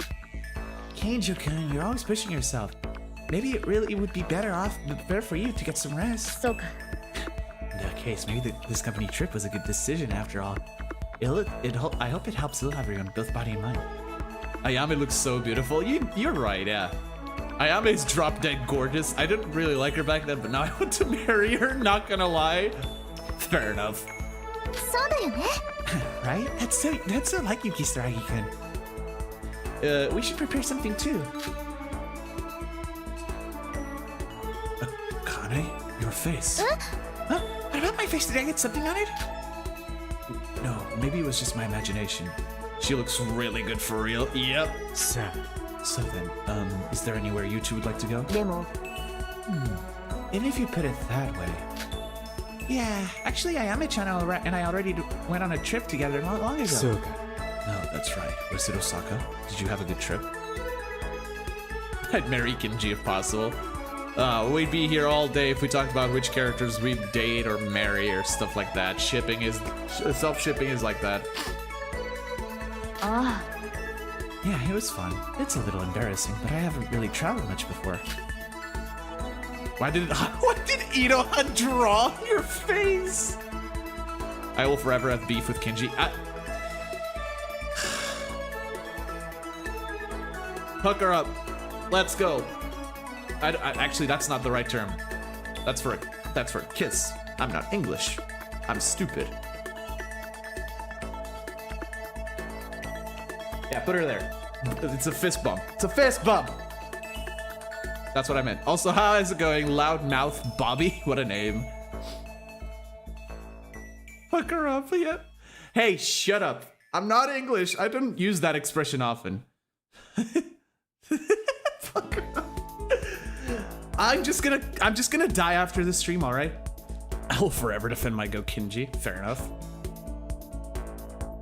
I'm guessing this is Jen speaking. Yeah, I mean, makes sense, right?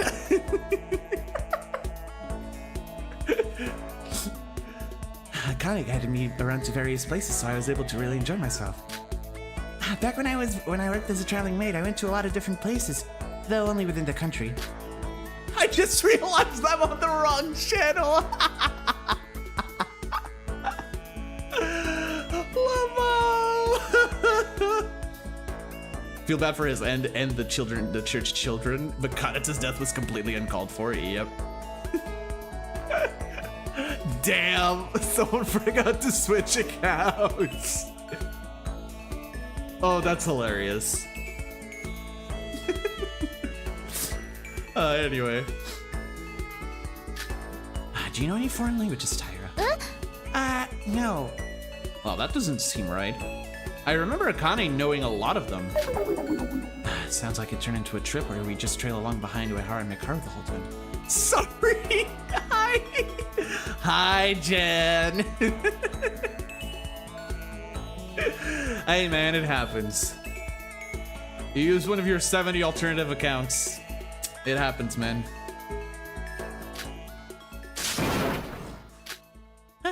Kinjo-kun, 大丈夫か are you okay? Is your head hurting again? Hang on, I'll go get the first aid kit. Yep.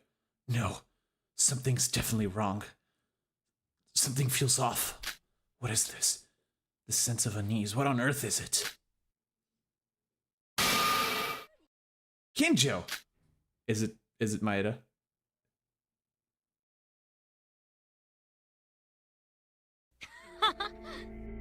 Doing your own free advertising. Hey, you guys should follow the break screen, honestly.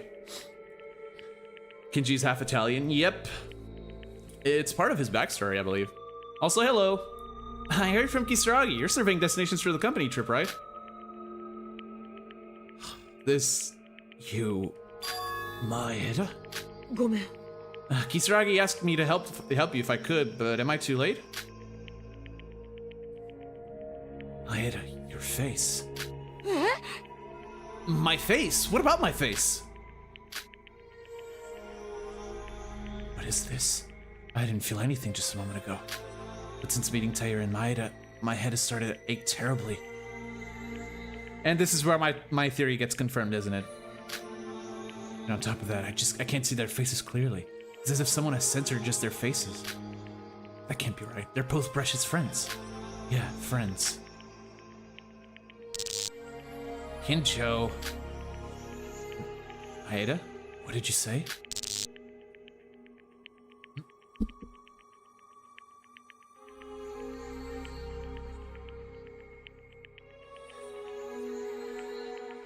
Guys, give me a second. This is important.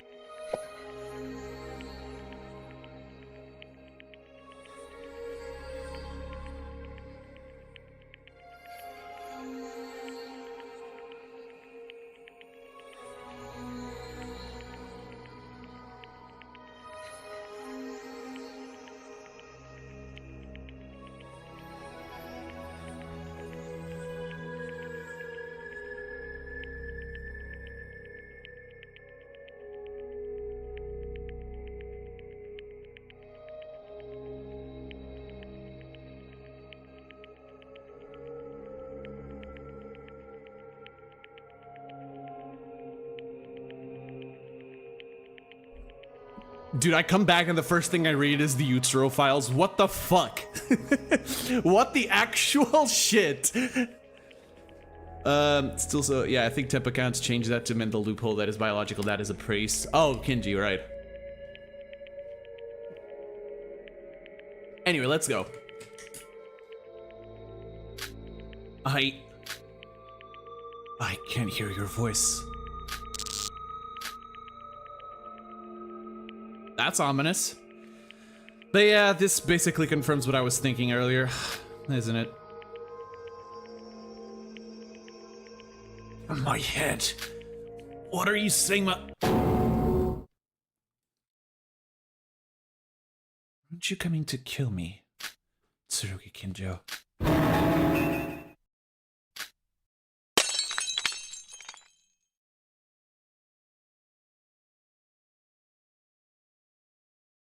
Is that how it ends? Oh, it's not.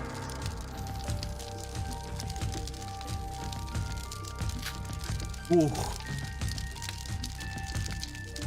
He remained silent in that spot without saying a single word. Without the slightest movement. It almost looked as though he was waiting for me to speak. Tsuragi, what should I do? You've grown quite weak since I last saw you, Kinjo.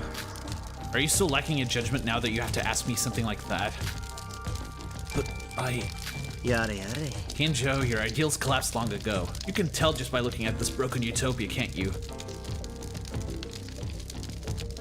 I was right.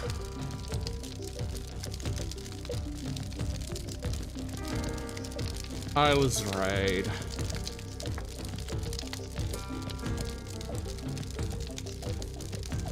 Fuck me, man. It's Kinjo's utopia from the last trial. Doesn't matter. Those designs are canon for me. I only realized it at this moment. I immediately, as soon as I like collect the dots, oh, we're playing through Kinjo's POV and everyone's grown up, even those who died. Yeah, it's his utopia. Those designs are canon for me. DRA didn't happen, SCRA 2 did not happen. They're all very happy at the Kisaragi Foundation.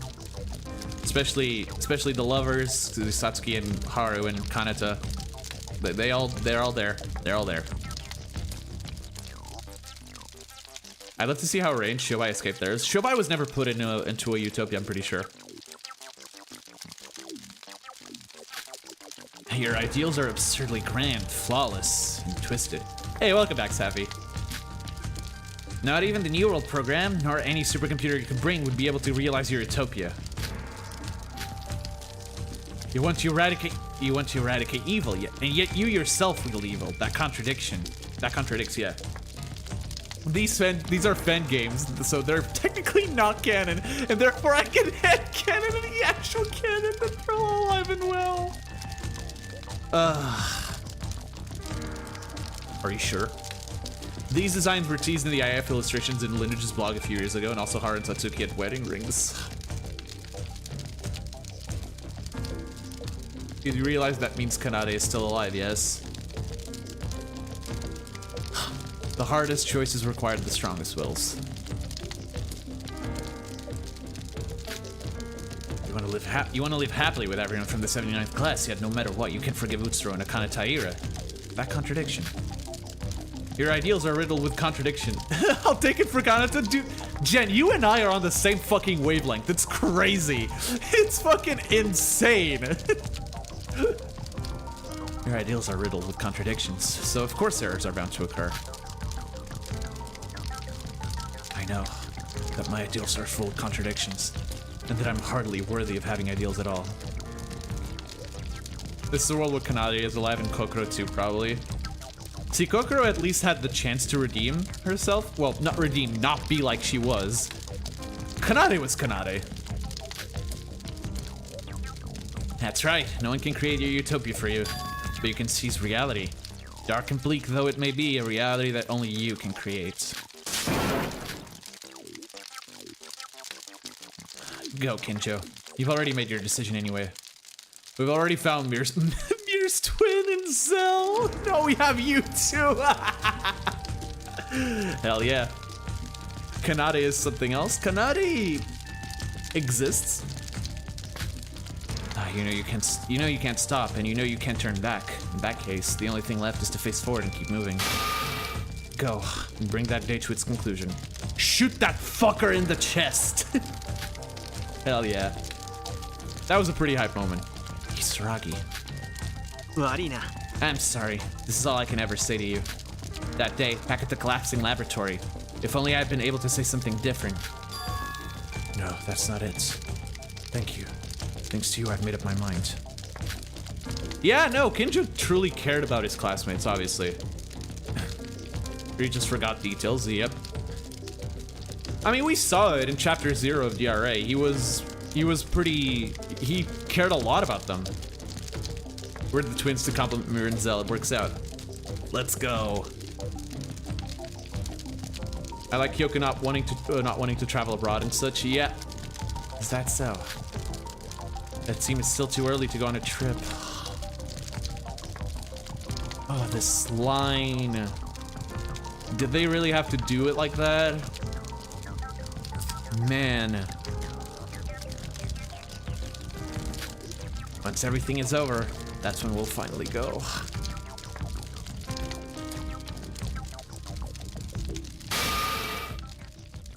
Together with everyone. Yeah, together with everyone.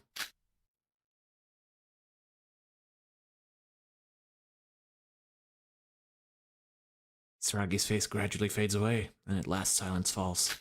Yeah, a utopia is more than I deserve. I still have many things left that I need to do, don't I? Let's return to the class trial.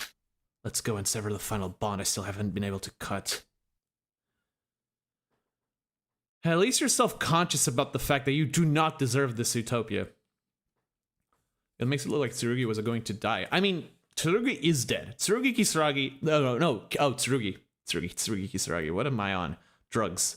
No, Kisaragi's dead. Kinjo is on a timer, pretty much. Some people interpreted the trip as Kinjo wanting to kill himself, which is interesting. You know, I don't fully disagree with that. I do think Kinjo really just started devaluing his own life after that class trial. We see that somewhat in the funeral side story. But yeah, and once everything is finished, that's when I'll truly come back to this place where everyone is. Basically, dying, yeah.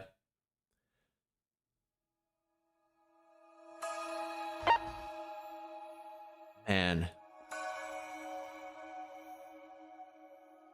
That got me. I didn't initially think this whole sequence was a view from hallway down thing for Tsurugi initially, but yeah, no, it was his utopia. I realized it was his utopia from the moment we started talking with Mikado and Kinji. That was like, oh wait, we're playing through the POV of Tsurugi Kinjo. Everyone is grown up, everyone is alive, everyone is in the Kisaragi Foundation. The world seems pretty good. Yeah, it's his utopia. It's better that we don't know what happened to him after his crash out in the funeral, honestly. It's more interesting. It's pretty well implied that I think Kinjo died. I think Tsurugi Kinjo died. This one's my favorite so far. Mainly because the designs of the grown-up cast of the 79th, kind of hit hard. I totally didn't almost bawl my eyes out for Kanade and Ori's adult design, but that's just me. I'm fine. Anyways. Fucking... Oh no. Oh no. Oh no. I have that ending. This is another ending that could have happened. That will never happen. Having achieved his goal, where is Mikado Sanoji racing toward? Oh boy. Let's go. I have to do this one, man. We have to do all of them. I don't want to do this as much as you guys want to do that. Kinjo is slowly dying though. Yep. Budotsuro dead and Divine Luck gone. The headshot wound from chapter... yep. We'll end up killing him. The headshot he gave himself. That world was already filled with embers and ashes. The remnants of the collapsed civilization endlessly spewed black smoke, and the dark clouds filling the sky wept tar like tears. Fuck, am I reading Shakespeare? It truly was a hell that could only be described as the end of the world itself. Yep. There we are. Wow, what a sight! Does this mean Japan is finished too? Okay. Mikado sphere. I'm gonna. This voice is gonna be weird. いかがでしょうか。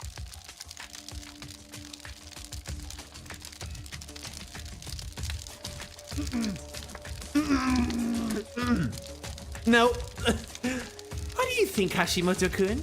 It took just a week to wipe out an entire country. Not a bad time for a time attack, wouldn't you say? Still, even now, I can truly appreciate just how incredible Utsuro-sama is. Divine luck. This power is truly difficult to control. A power that produces results without process. In this, no calculation can ever apply. It's pure abnormality. Yep. I'm not gonna get into that discussion. Honestly, it's astonishing that such a mundane and boring person held this power for so many years. If it weren't for that level of restraint, they'd surely have gone insane within a year. You've been talking a lot, Mikado Sanoji. Oh, you're still calling me by that name? Having broken free from the limits of an alter ego and gained a body, I no longer need to use that foolish father's name.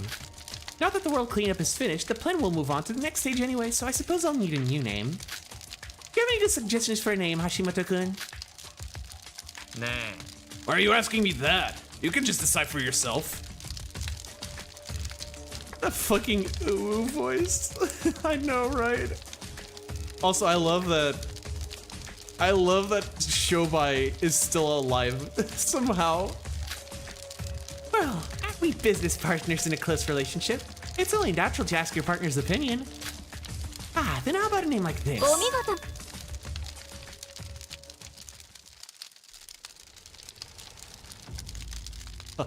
Okay. Okay. You little shit. You little fuck. I love how Shobai just talks back with no fear to the equivalent of a god. I mean, yeah. Shobai doesn't get his utopia, I guess. Yeah, he didn't get one. Shobai always ends up with a Queen of Despair of both endings. Yo, that's so true. How could I? Oh my god, it didn't click. That did not click. That is real. Thank you, Mikado Sanoji 553. You've enlightened me. Sora, doesn't that perfectly suit my current form? What's wrong? You don't like it? Ah, I see. Now that you mention it, Hashimoto-kun, you did think quite highly of Sora, didn't you? I never did. つまんねえです。 You're not very honest, are you? Alright, let's call it a rest for today. And starting tomorrow, we'll go finish off the other countries. Casually says that. Which country is the closest from here? Was it Korea?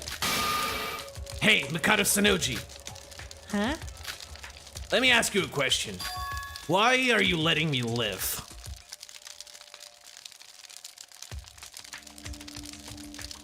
Didn't think he'd ask. Wow. 悪いけどさ。 Oh, sorry. Your plan has already succeeded. Now that you've obtained divine luck and a body, you shouldn't need any more helpers. I don't think it was like caring for Sora. I think it was more like genuine admiration for her. Even after gaining a body, why do you keep taking me along?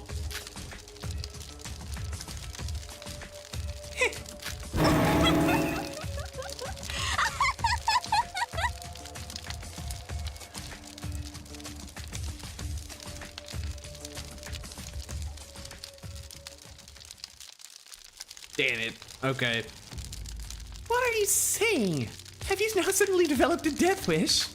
If you're so eager to die no matter what, I have no problem guaranteeing that wish. Stop dodging the point and answer the question. You're right. As you said, there's absolutely no reason for me to spare you and keep you around. 知ってました？ But did you know that among all life on Earth, only humans can perform such actions without reason, Hashimoto-kun? You know what? This is fine. Shobai doesn't get an easy way out of this. You caused this, buddy. Yep. Fair. Deserved. 私は The current me has surpassed the limits of an alter ego, gained the body, and finally become human. Since I've become human, I'm simply acting in a human way. Who could possibly object to that? So, you're a human, you say, huh? Quit your bullshit. It's not even funny. Do you really believe that I'm lying?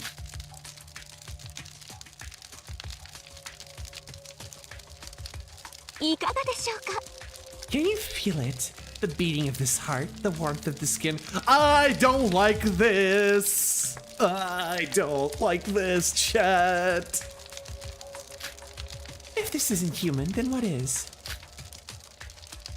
ね Are you going to retire that body? To be honest, I haven't had a physical body for long, so everything still feels unfamiliar. This is so cursed. I know. In the end, there's no choice but to live in reality as a human, gradually adapt and become accustomed. I've come to realize that humans are truly inconvenient and inferior creatures, but if it's for the sake of obtaining a body, this as much as nothing. What is this doomed toxic yaoi shit? So the reason you're keeping me alive is that I'm like experimental material for adapting as a human? No, I already told you there's no particular reason. Shobai questioning a lot about himself right now. I mean, yeah. As you said, I'm lucky and I have a body. Even without Hashimoto, I can adapt as a human without much difficulty. If you keep asking why, it's simply because it's much more fun this way. I see, it's because it's fun! It's because it's much more fun when you're around. How should I put this? I'll never get tired of you. No matter what the people say, you played a big part in helping me get this far. Sanoji shit. What happened to the Sora? That Xbox, you can see that Shobai's hand is sweating. Yep. Hey, he helped. You reap what you sow, motherfucker. Personally, among the humans I've seen, you're the second highest rated after Utsu. I'm confident of that. Are you sure? We literally had a case of a naturally born genius in that killing game. Are you sure that's the one you want to point at the second highest rated? I'm just saying, Kanade was not a good person. But are you sure? Are you actually positively sure? You already know this too, right? As long as I want you, there's nothing you can do to escape from me. So, I'm sorry, Hashimoto-kun, but you'll have to keep following me. That is, until I grow tired of you as a human.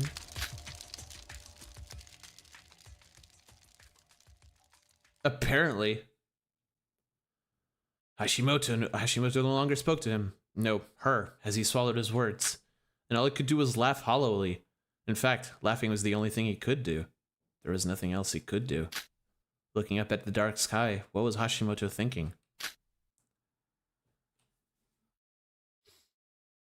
Yeah, I guess. No one, not even Hashimoto himself, could answer. This is a story that never actually happened. Thank you for clarifying that. And hey, Maxi Cheese, how's it going? Yeah, this is a story that never happened. However, it is the story of one possibility that could have happened, one that was bound to happen. So how was Kanade? I will not talk about that. Or he's still put off by her, true. Damn. I mean, I expected something like this, but seeing like Shobai truly speechless. Damn. Says how this was highly possible, contrast to DRA1's IF end, which was, yeah, you're right.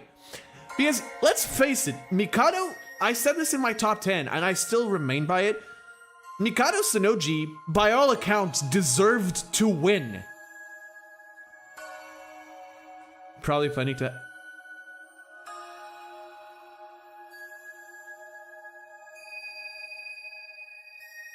I wish I was 30 seconds ago when I didn't read that. It's an interesting argument when we know that for how much he hates Hiroha's stupidness and Nikei's betrayal, he likes to always troll them. He also almost regretting killing Nikei. Yep.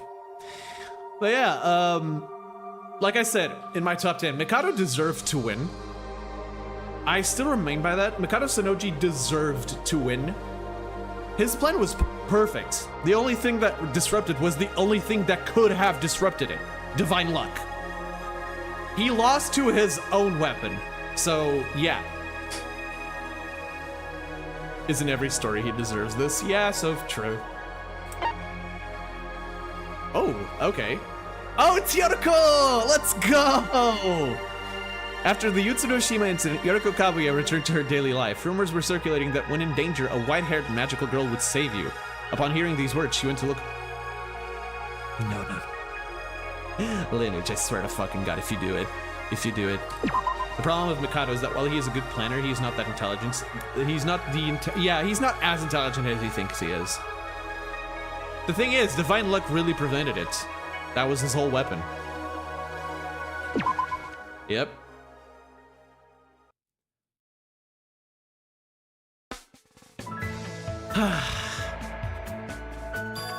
It's so nice to see you again, Yoroko.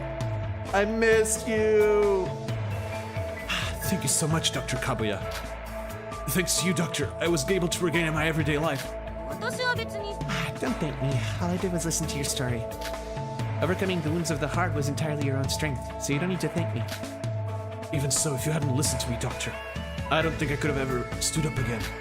Thank you, Doctor, thank you. Look at her. Look at her, chat. Yoroko Kabuya. Back when she was a student, she pretended to be older and worked as a hostess. However, she had a natural talent of listening to other stories. Yup. Dude, I love it. I love it. I love it. I literally said the same thing. Wait, what? What's up? Kanade could have fucked this plan. Hell, if Emma didn't have her break out in chapter 2, everything would have been finished. It's always been weird to me that nobody ever considered what actually happened in chapter 5. I called it well before the ending. Yeah, that's fair. The crashing of the system. Oh no, yeah, absolutely, you're right. The Yoroko and Co-Therapist Office, that's a killer name.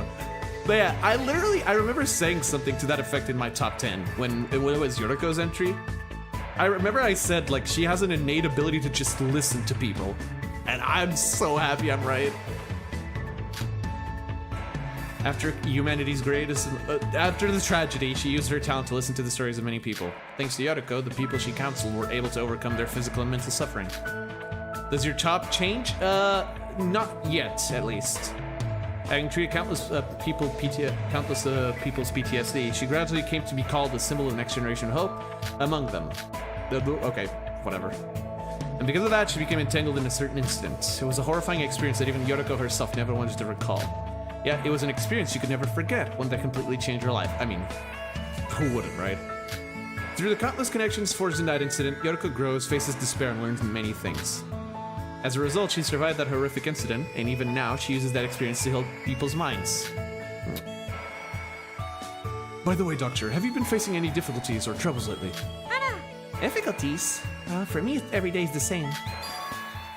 That kind of thing shouldn't happen. But if you ever find yourself in trouble, try asking the white-haired magical girl for help. Because a miracle might happen. The white-haired magical girl? What's that? She's quite famous these days. She suddenly appears in front of people in trouble, helps them, and then disappears. She causes phenomena that are completely impossible to explain scientifically, so at some point she earned the nickname Magical Girl. A white-haired magical girl who causes a phenomena that can't be explained scientifically. You just hear like the bells inside of Yoroko's mind starting to work. Would you play Danganronpa Mauve in Eden's Garden? Yes, I'm gonna wait until Eden's Garden is complete at the very least. I don't know if both of them are gonna be complete. But I'm planning to play both. Eventually. Right now I'm a little focused on 100 Line. Well, I think it's all half-exaggerated rumors and everyone just passed it around as a joke. Still, there's definitely someone like a random volunteer who goes around helping people. There are quite a few eyewitness reports. I see. Doctor, what's wrong? No, it's nothing. Anyway, shall we wrap up today's session? You don't have to take the medicine I brought unless your condition worsens. Yes, thank you. Sora, is that you? Yeah, that's what I was thinking.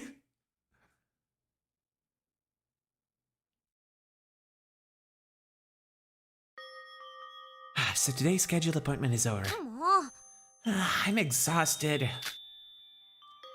As soon as the session ended, Yoroko immediately switched to off mode and flopped onto the office sofa without even turning on the lights. Even the number of people seeking counseling from her, the symbol of next generation hope, was dozens a day. She had never once thought that it was a hassle, but even for her, this workload was overwhelming. Yoroko's smartphone vibrated, signaling an incoming message. No! Yoroko rolled over half-heartedly, fumbled to pick up her smartphone, and checked the screen. Yoroko Kabuya, long time no see. This is Rei Mikado, acting director of the Kisaragi Foundation. Ray! Let's go, the GOAT! The GOAT of the Kisaragi Foundation is here, in message form, unfortunately, but she's here. I'm leaving this message to discuss the restoration work on the New World Program Mark II. We're currently testing a process that extracts only specific data within the program, but since the data volume of the New World Program is so massive, we haven't obtained any meaningful results yet. However, since the basic design direction is being established, we will mobilize information team personnel and make a little more effort. I mean, yeah, Ray promised that she would keep Yoroko, like, up to speed on how the Sora retrieval program was working. Something like that. Yoroko's phone vibrated just for the sake of it, actually. For the love of the game, let's go. We can inform you of positive results as soon as possible. Below that, there was also a long message left by Ray, but Yoroko closed the message window without reading further. Sora. Aww. Me too, Yoroko, me too. Me too. I also look at the wall and say, Sora. Me too. Are you still there? I wonder what you might be doing by now. I miss you so much. No. Me too. After the incident that day, Ray would send messages like this every time in order to keep up the promise that she made with her own words. But honestly, it doesn't seem like there's been any progress. It's not even certain whether they'll be able to meet again before Yoroko's lifespan comes to an end. I look at this guy and say, Sora. Ah, damn. That's why Yoroko tried not to hold on to hope and deliberately buried herself in work in an effort to forget, but as expected, there was no way she could forget so easily. It wasn't only Sora. After the incident that day, Kabuya gained many things, but at the same time, she also lost many things. Her precious friends either couldn't make it out into reality or disappeared from sight. As for the others, they were criminals and not even worth dealing with, and she couldn't feel at ease with the organization either. That's why, although Yoroko received a scouting offer from the Kisaragi Foundation, she turned it down and returned to her current position. Wow! The Foundation offered her a job? The woman love machine representation truly progresses. So true, honestly. But yeah, the Foundation offered Yoroko a job? That's surprising. Would that be a cloud shape or a Sora shape? Damn. But yeah, I mean, it has to have been after Kinjo was gone, right? Because, I mean, he wanted to arrest her. Anyway. Ray is currently the acting director. You could say this was Yoroko's own PTSD. Oh no! You think? Do you perchance think that going through a killing game like that would leave someone with PTSD? She survived the horrific murder school trip, but its aftermath left Yoroko with deep feelings of loss and lasting scars. The reason Yoroko continued with counseling was because, while treating her parents' wounds, she also wanted to heal her own.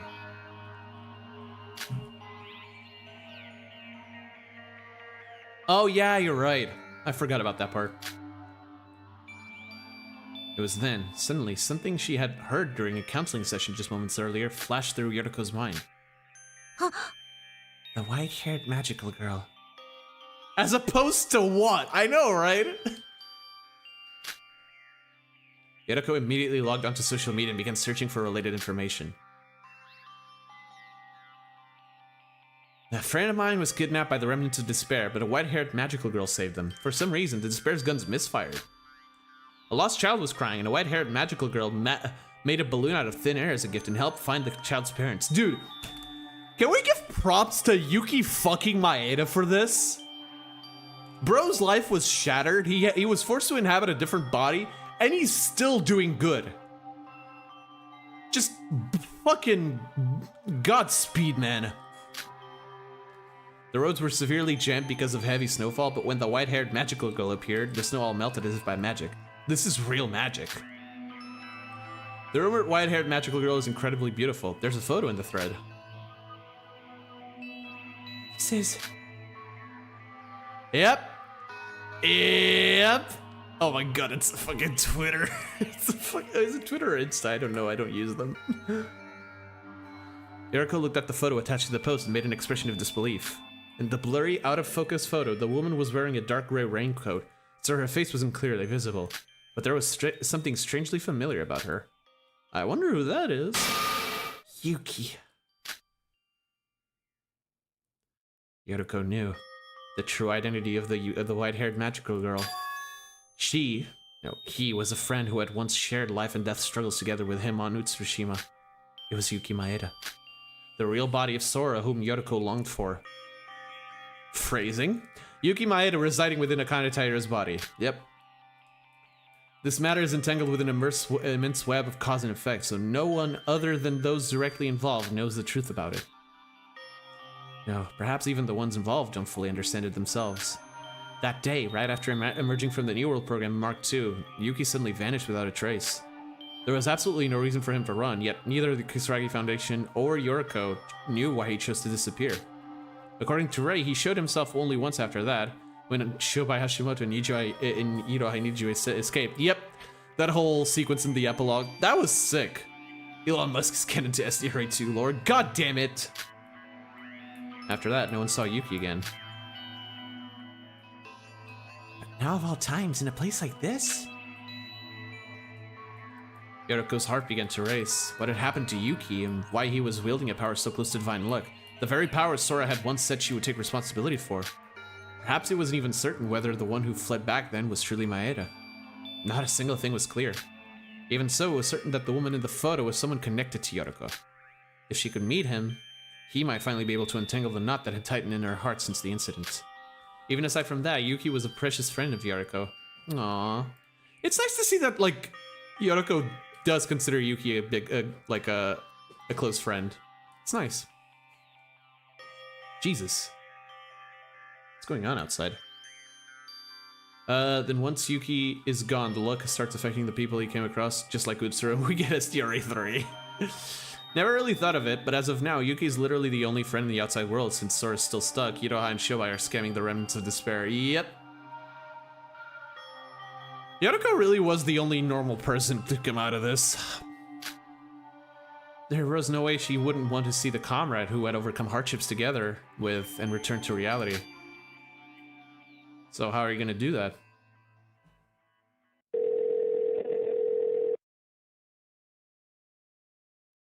Hello? It's you, my patient.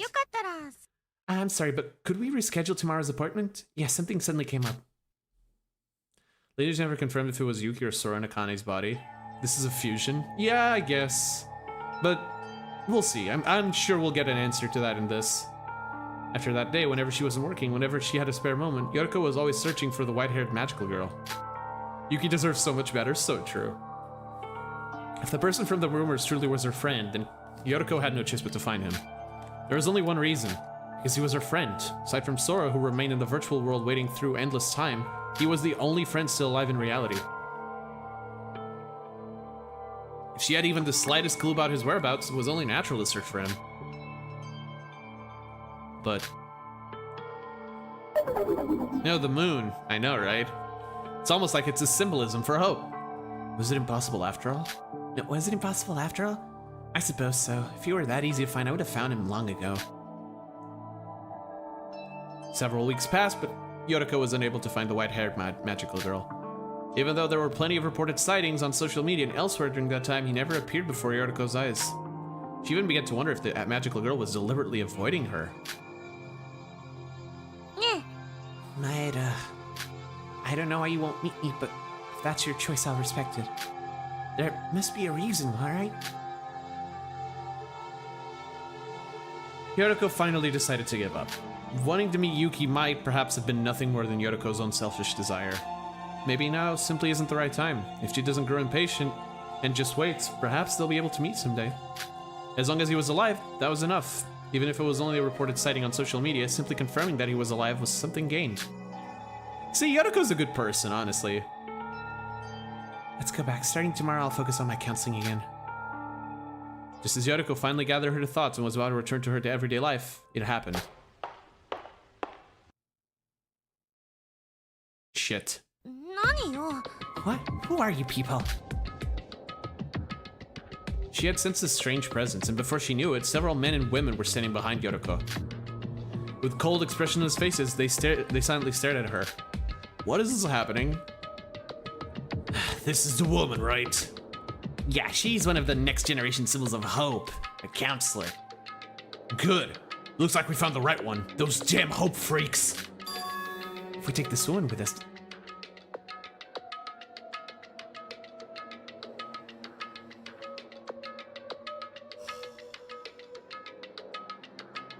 Ida! The Queen of Despair will be very pleased as well. If capturing her alive proves difficult, you can just kill her. Even that alone would mean one less piece of hope left in this world. 本気で言ってるの Huh? The Queen of Despair? What is that supposed to... You guys are remnants of despair? I can't believe there are still people like you around.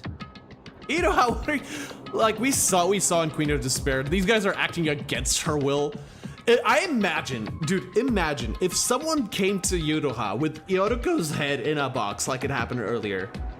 Yudoha would have fucking killed him on sight, I'm pretty sure.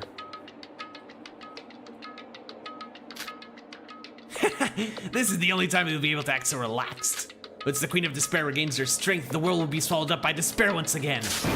So become a sacrifice for despair. Remnants of Despair drew their weapons. There were 5 of them. It wasn't a large number, but Yoroko was alone. Damn, if it was less, Yoroko could have kicked their asses. That's sick.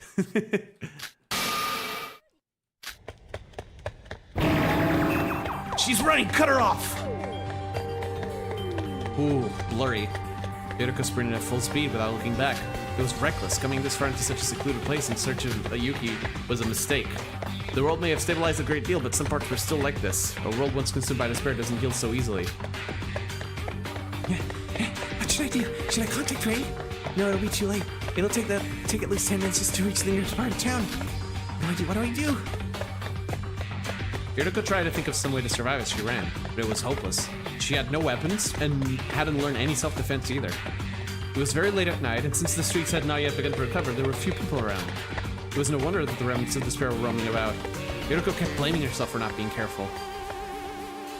Interesting to see the contrast between Yoroko and the Voids. She mentioned in chapter 4 too, but seriously, Yoroko is a respectful and ethical person who accepted that finding Yuki wouldn't lead anywhere. The Voids, especially yeah, they were very obsessed with Utsuro.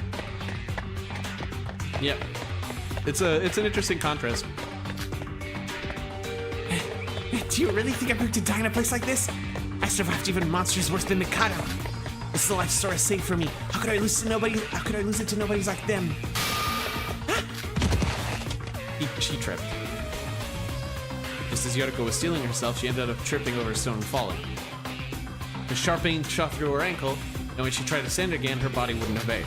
Soon after, the sound of the remnants of Despair's footsteps could be heard not far away. Sora! As her last remaining hope faded away, Yoroko could only squeeze her eyes shut and call out the name of her dear friends. Aww. Give me a sec, what's going on? Who could that be referring to, I wonder? Wait, what are you talking about? Yoroko was right, she survived Kanade, who is worse than Mikado. You're right! Also, the Yoroko meeting Iroha in her full-on Junko cosplay. Iroha, what the fuck are you doing? Why did you bring it here? Battling in fear, Yoroko braced herself for the despair that was about to descend upon her. Oh, monsters worse than Mikado. Gee, I wonder. Yeah, you're right. But even after quite some time had passed, nothing happened to Yoroko. Huh? Not only did nothing happen, but strangely, the surroundings had grown quiet. When Yoroko opened her eyes, an astonishing sight unfolded before her. The remnants of despair who had been chasing Yoroko were, for some reason, lying collapsed on the ground. Kanade, Dol Kokoro, who else? It was like the last Void theaters where they confessed they fucked up. But yeah. Who brought her here? For a moment, they looked dead, but judging by the slight rise and fall of their chests, they seemed to be merely asleep. 何よ。 They're asleep all of a sudden? Well, what are these guys? And the moment Yoroko took a step toward the street to move to a safer place... There she is! Oh, that is a sick CG, dude! Oh, that's so cool! Oh my god, if that's not Aura, I don't know what is. Oh, that's so cool!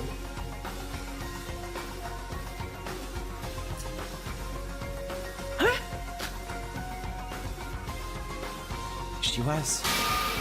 Bathed softly in the moonlight, there stood the figure of the white-haired magical girl. Yuki Sora aura farming. Yep, we see the fit. Sora? No, that's not it. Yuki!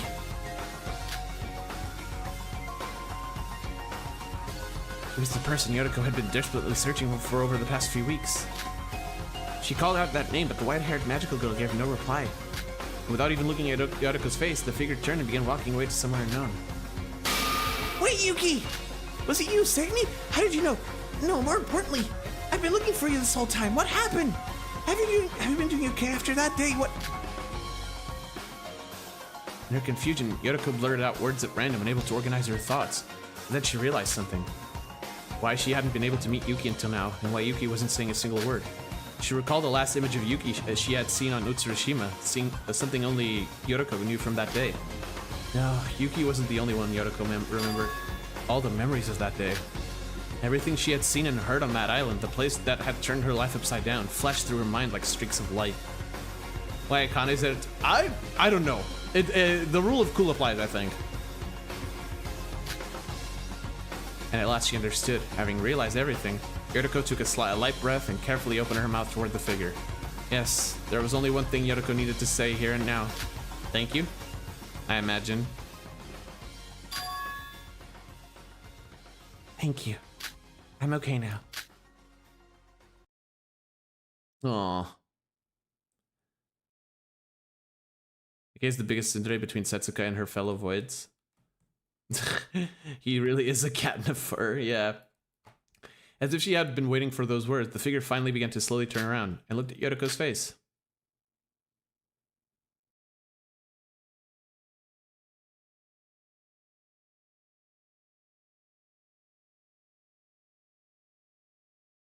Oh my god, dude. You can't do this shit to me, man.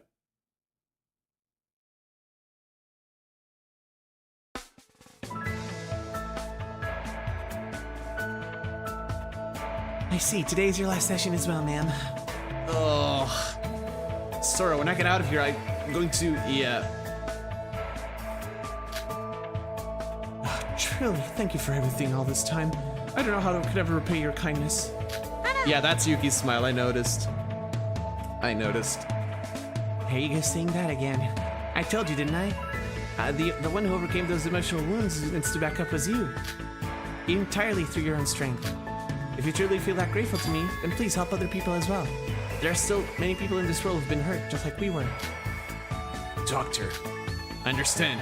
I'll make sure to become someone who heals other people's wounds as well. I changed my voice midway through because I misread the subtitles. Or the subs. Yeah, subtitles. But concerning Kanade, I think it's a nice twist and very interesting that she willingly participated in the game. It's a sense, yeah, she is kind of a sixth void, but not in the same sense. Yeah, honestly, Mikado should have seriously not have wiped out the memory. The thing is, he had to. So, I'm not really sure how he could not have done that. He needed to. Alright then, please take care on your way home. Oh, and please always be careful on dark roads at night.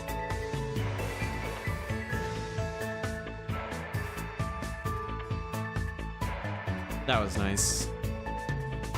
もう Yeah, I worked hard again today. I'm exhausted. As soon as her consultations were over, Yoroko immediately switched into off mode and threw herself onto the office sofa without even turning on the lights. I can't. I don't think it was all. How the hell should I never talk about any of that to Mikado? I sort of complained to my client. Damn. I don't know, man. You could ask LINUJ that. Pretty sure he still has the email open. There were dozens of people each day who sought counseling from her, the symbol of the next generation's hope. Yep. She had never once thought of it as a nuisance, but even for her, this workload was overwhelming. After that day, Yoroko returned once more to an ordinary life with nothing particularly special about it. But that part of her heart, the part of her heart that always felt empty, was now filled with something warm and comforting. Nothing seemed to have changed, and yet there was something that had definitely changed. Yeah, pretty much. We talked about this already, yep. A vibration from Yoroko's smartphone signaled an incoming message. Yeah, with a slightly brighter expression than usual, Yoroko picked up her smartphone. Message from Moe, and Yoroko began slowly reading it. Okay.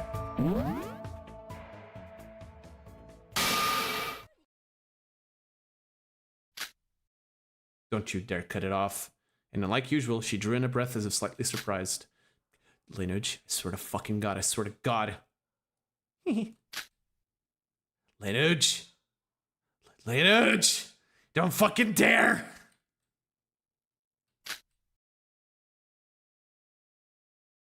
Oh, he dared. He dared. He fucking dared to do that! You piece of shit! Oh my God. If you're not planning on releasing a sequel, answer the fucking questions! Fine. I'm fine. Currently temporarily closed desk. Oh, 90 plus? That's insane. But that's fair. Always bet another 3 tomorrow. We can hope. I guess, yeah. Alright, the hero in flames. This is about my goat, Shinji. My goat. Let's fucking go. Shinji Kasai, the firefighter who always takes the lead, rescuing people from fires. With every person he saves, the burnt scars on his body multiply. Even with his doctor's advice, he refuses to abandon his sense of heroism. Because he's the goat. That's why. Ow, ow, ow, ow. I know it's him. Yep. Sir, if you move like that, it'll hurt more. Please bear with it a little longer. That's 90 plus people who ask 1 to 10 questions. Yikes. Yes, sir. By the way, I didn't realize that Dr. Ando's hospital for that renowned specialist was this close. I haven't been in this neighborhood for long, so I wasn't sure which hospital to go to. But I'll be relying on you often from now on. No, don't worry about relying on us. The less you come here to the hospital, the better. You're the patient, Mr. Kasai, right? I know who you are. You appeared on TV quite a bit in those firefighter specials, haven't you? Yo, Shinji! And Dr. Ando got a CG too, yeah. Played a devil's advocate. Ugh. Mitch did a lot of bad things that I just cannot forgive. Yeah, the actual goat, dude. The actual fucking goat. Ah, you know me? That's an honor. I wouldn't say I thought very highly of you, though. What? Why is that? I don't really like people who don't take care of their own bodies. Mr. Kasai, you need to prioritize your body a bit more. Look at these injuries. How much have you overworked yourself? Oh god. Yeah. Oh man.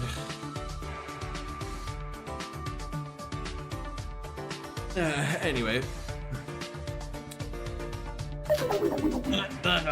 I'm sorry. It's alright. For now, take these medications and let's check your condition again in 3 days. And at least for the next 2 weeks, any strenuous activity or exercise is strictly prohibited. Got it? Oh. Yes, I was planning to do nothing during this day off and just rest out with my family. Oh,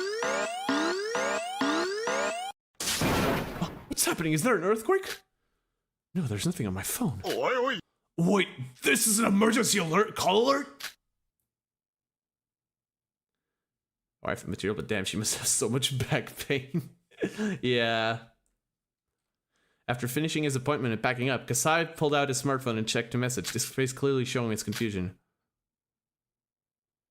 Emergency, second emergency call E-type. Due to an overturned tanker, multiple collisions, and a fire on Minatoku Rainbow Bridge.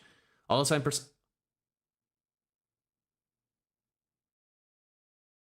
No. Is this that incident? Are we gonna see that incident? Is it that incident?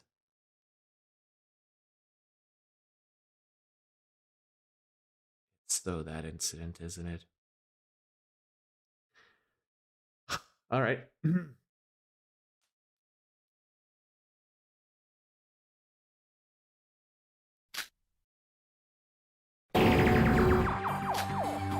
Accident. Wait. It's that one. Yep, I figured. Seeing Kasai's smartphone screen, Ando hurriedly turned on the TV in the examination room. On the TV, a caption read breaking news. Over 30 vehicles, including trucks, involved in a chain collision on Rainbow Bridge, while reporting on the chaotic scene. My comment I made about knowing which would be your favorite, is it this one? As soon as Ando saw the news, his face turned pale and he shouted to the nurse beside him. Mr. Mimura, issue a call yellow in the hospital immediately. Burn and trauma patients are going to flood in. Hurry! Mr. Kasai, for now, don't push yourself and stay at home. Huh? He's gone! Mitch suffers from coming the edgy phase of Danganronpa. I guess, yeah. Still, it's a lot of bad stuff. Mr. Kasai! This guy really... Would probably not even exist. Yeah. Ando rushed to find Kasai, but he already dashed out of the examination room. That's why he's the GOAT, man. That's why he's the fucking GOAT.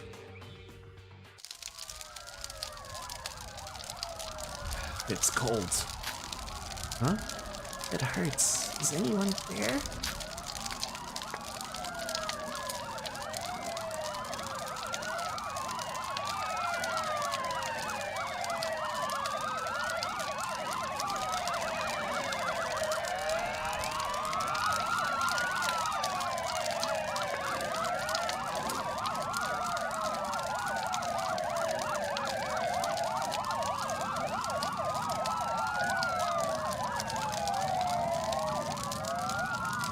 The child was groaning among the piles of twisted metal pressing down on their small body. Though the piles of twisted metal blocked their view, they could roughly understand the situation from the screams of people and the wailing sirens. Thought they were in hell right now. The flames surrounding the child were heating up the cars that had turned into twisted metal. The child couldn't feel the heat. The child, on the contrary, felt cold. If they could move their body, they would have wanted to jump into the flames. She was so close to dying.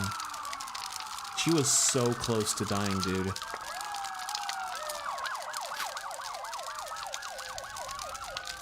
She was so close to dying. It hurts. How did it come to this? It was supposed to be a fun family trip. So why was she suffering like this here? The child, unwilling to accept this sudden misfortune, clung desperately to a thread of hope, but... Sure enough, by the time the screams around them began to subside, the child's perseverance slowly started to run out. They will come. The hero will come. Clinging to a fragile thread of hope, the child quietly murmured amidst their fading senses that a miracle would happen. And just like she had seen in the comics, a hero would appear and save her. Holding on to that belief, she refused to let go of the thread of consciousness. However, the child was wise and intelligent for her age. Unfortunately, that's why they couldn't understand. The comics are just comics. And in reality, such a hero would instantly appear.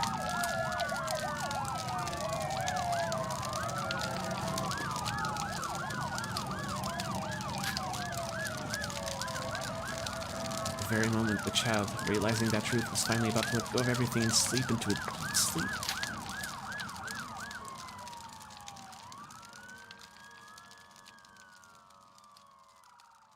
with a brilliant light pouring down, a hero appeared. God, I love you so much, Shinji. Shinji Kasai that day saved countless people who had been waiting to die on the bridge. Despite the firefighters urging him that it was impossible and that it was already too late, he pushed through the flames and pulled people out of hell. Among them were people who lost loved ones that day. But Kasai went even further, stepping in to help with the aftermath. He spent his own money to support the victims and worked tirelessly to help them recover from PTSD, even if just a little. Dude, this guy's so fucking cool. This guy is so cool, man. Thanks to that, many people remembered Kasai even as time passed and would visit him regularly to express their gratitude. But after that day, Kasai was no longer able to work as a firefighter. Yeah, that's what I thought.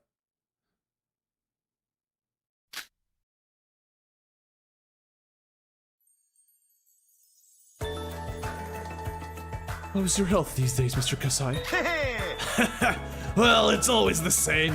But thanks to Dr. Ando, I'm able to move around. Fighting gold? Yeah, sure. Let me appreciate this, alright? Don't fucking ruin it. Since I'm no longer a firefighter, guess there's no way for it to get worse. I'm sorry. What for? That day I should have done whatever it took to stop you from going to the scene. Okay, Jordan. Yeah, I know, right? If I hadn't pushed you that hard back then, your health wouldn't have deteriorated like this, and you wouldn't have had to quit being a firefighter. Oh, doctor, you're saying that again. Even if you don't feel responsible, it's not your fault. Even if I hadn't gone to the Rainbow Bridge that day, I would have overexerted myself in a certain situation eventually. Shinji is the one man that should be allowed to have a podcast. So true. I would listen to that. Moreover, those were all decisions I made on my own. It's entirely my responsibility for not listening to you. Mr. Kasai, you're truly an amazing person. I respect you. I'm sorry for the rude words I said when we first met, like not thinking highly of you. Wow, doctor, please lift your head. You're just as incredible as anyone else. That, aside from that, speaking of the Rainbow Bridge, just reminded me. How's Kanade doing? Oh, yeah. Oh my god. Oh my god. Oh my god. Kanade? Of course. Recently the rehabilitation is all finished and she's going back to school. Ah, that's a relief. Kanade is such a bright child, so I'm sure she'll grow up to be an amazing person in the future. You're damn fucking right. You're damn fucking right. See a side story of the IF chapter of another one. Yeah, honestly, that could have had a lot of potential, Trophy, yeah. I do think it would have been similar to Kinjo's Utopia, but more complete in a way. So I understand why LINUJ didn't do it. But yeah. Would it be okay if I visit soon? I haven't seen her since they were discharged, since she was discharged. About that actually. Oh, hello. Oh my god, she's so small!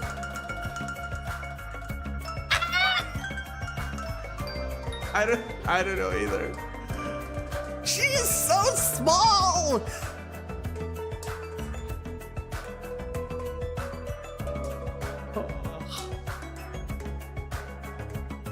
She's so cute! She looks exactly like Kana, you're right. Oh my god. She's just like, she's just a different colored hair and eyes from Kana. These two would be best friends. I don't doubt that. Oh my god, kinda caught me off guard. Huh? What's wrong? Oh, is that Kanade? What are you doing here? Actually, when I told them that you were coming for an appointment today, she insisted on meeting you and followed me all the way to the examination room to say hello. Yeah, that's fair. Is that so? You cute little thing. Correct. Kana came after Kanata. Yeah, you're right. It's so precious, isn't she? It's good to see you. How have you been? Yes. Thank you. Good input. Mr. Kasai, ありがとうございます thank you so much for saying me that day. I really wanted to say this to you in person. I don't think I was able to properly speak back then because of the after effects of the incident. Kanade. I had already told my father, but I want to become a doctor. A doctor? Like Dr. Ando? Yes, I want to become an amazing person like you and my father, and save people too.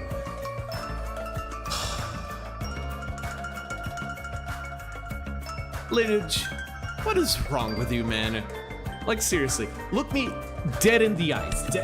Dead in the eyes and tell me what's wrong with you. What is fucking wrong with you, man?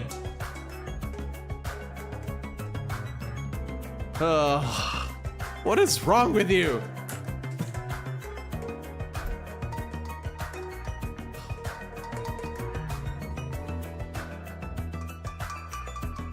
Yeah, imagine Psycho Kanata. No, I can't. I can't. It's impossible. She's just that genuinely nice. For my own mental health, I'm just gonna pretend that none of what happens in any of the games actually happens. True. Yeah, the reason that he couldn't do it I was like, oh yeah, I can't see it. I can't see it happen. I can't see it happen. Good. Yeah. I thought that would be a way to repay my father and you who saved my life. What did you say? Dr. Ando, is this child really an elementary school student? How does this child have such an admirable and mature way of thinking? Kanade has always been a smart child, even before meeting us.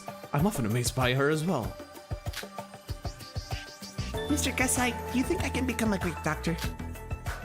Of course, Kanade. Mention Omake if I have his voice claims from Joe. Oh, really? I didn't notice that. Dude, fucking trust. School mode and island mode? Oh, hell yeah. Will one day be the hope of the medical field following in Dr. Ando's footsteps. Ultimate surgeon. Might as well have stayed out of that, Kanata.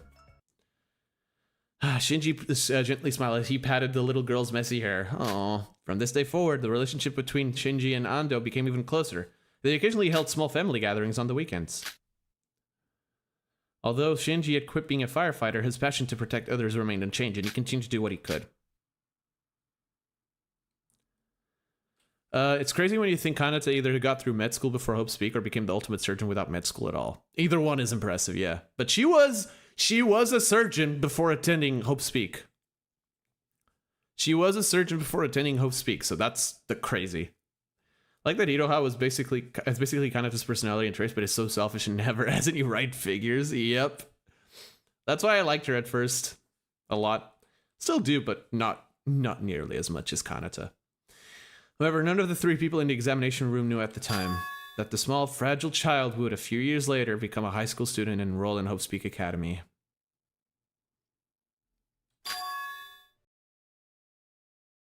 That the kind doctor would eventually join an organization that does not forgive evil. That the brave hero who doesn't take care of his own body would become involved in a huge incident on an island. No, Iroha is in my top 10, yeah. And the fact that the only one out of those of the three would survive, no one knew.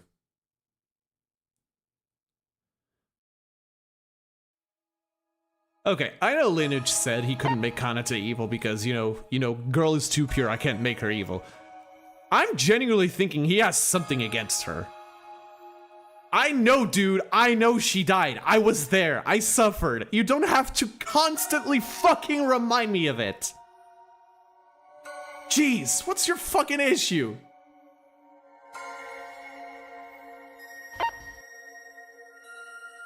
Oh, okay. Satsuka Chiyabukuro was one of the next generation symbol of hope. I said the same thing. We're so twinning. Who used her intellect to combat the remnants of despair and contribute to peace. Bro wants Kanade defense to suffer. True! Use her intellect to combat the remnants of despair and contribute to peace. While working as a private detective, she receives a request from an organization that could determine her fate. She survived, you just have to believe. I do. I mean, this and Kinju's Utopia, basically all of those people are dead, by the way. I know! I liked DRA1. I loved Kanade and Ori, alright? You don't have to remind me she's dead. Stop.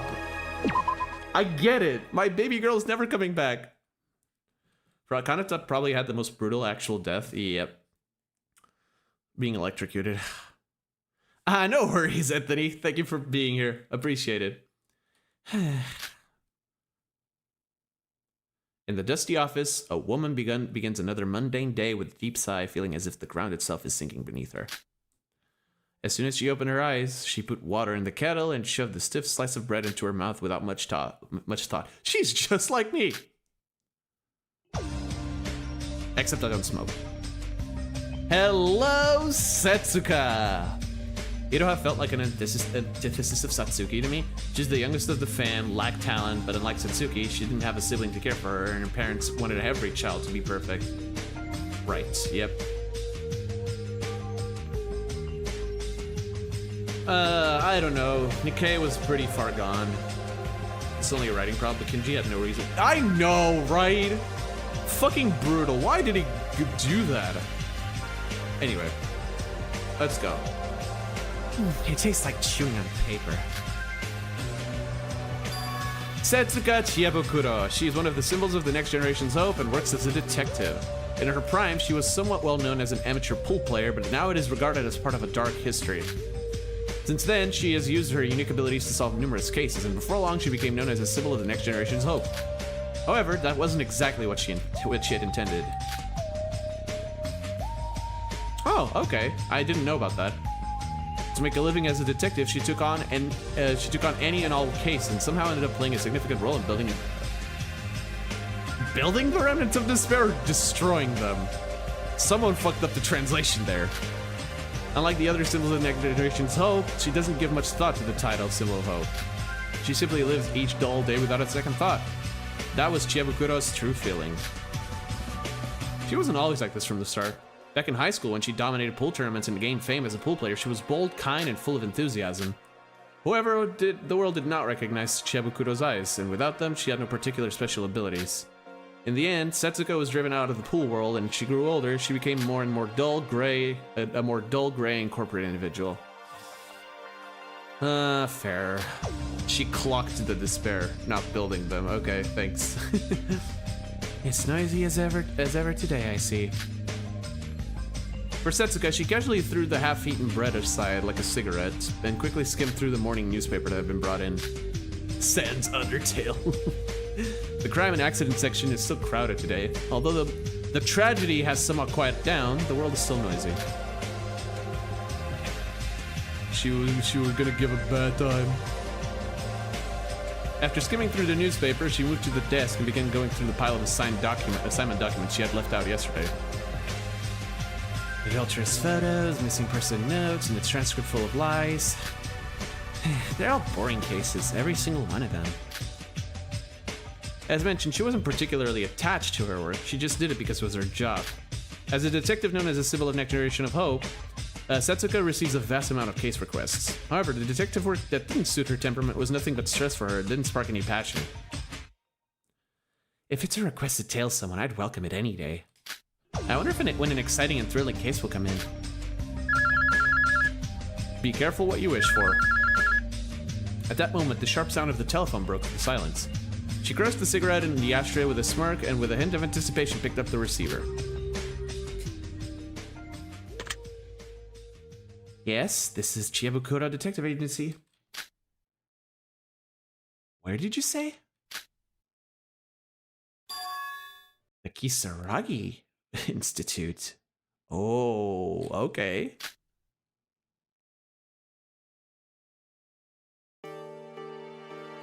Oh, yeah, that's right. She was hired by them. Ah, thank you for your hard work in coming such a long way, Chiebukuro. Huh, nice to meet you, big sis. I'm Satsuki Chiebukuro. You said this was a request to find someone, right? Correct. It might be a bit sudden, but let's skip the preliminaries and get straight to the point. I like this CG a lot. 何 Hold on a second. Who's that guy over there? It's kind of sad to see Setsuka hiding her eye with her hair. In her FDE, she said that no one except for Sora called her eye pretty, and she was probably going through some rough times after that. Yep. After getting banned. Yep. Apologies for the late introduction. I'm Tsurugi Kinjo, the director of the Kisaragi Foundation. I'll just call it Foundation. Sometimes I'll call it Foundation, sometimes I'll call it Institute. It really depends on what my brain is seeing. Huh, the director? Did the big boss just show up out of nowhere? けど It's an honor, but I heard this was supposed to be a one-on-one conversation. さあ The details of the request will basically be arranged and handled by Mikado over here. However, since this mission is critical to the survival of our institute, I felt it was necessary to serve as the director. Please don't worry about me and feel free to proceed. ごめんね I apologize for not mentioning this earlier. This guy, the director suddenly... It's fine, don't worry about it, it happens. さて So, who's the person you wanted me to find? The target's name is Mikado Senoji. Why did I change her name? It's gonna be confusing with the Institute and Foundation thing. I mean, it was Foundation the whole game. This person bypassed our institute's security, stole top secret files, and has been traveling across the country committing crimes. Yeah, that's fair. Fun fact, LINUJ said that Setsuka calls people big sis, big bro, regardless of their actual age. That's kind of wholesome. Zell, how's it going? Eyes. I have the biggest eyes. How are we doing? We've watched already most of them. I kind of flipped out about some. Don't worry about it. It's fine. I'm not fine. I'm suffering so much right now. This person's bypassed our institute security, stole top secret files. I'm just gonna put the eye emoji but got lazy. Come on, it was okay. Fair enough. Eyes. Good. I feel like people want me to suffer. What the fuck is this? A stream or a public humiliation? God damn it. Anyway, this person bypassed our institute security, stole top secret files, and has been traveling across the country committing crimes. I've compiled the details in this document, so please take a look.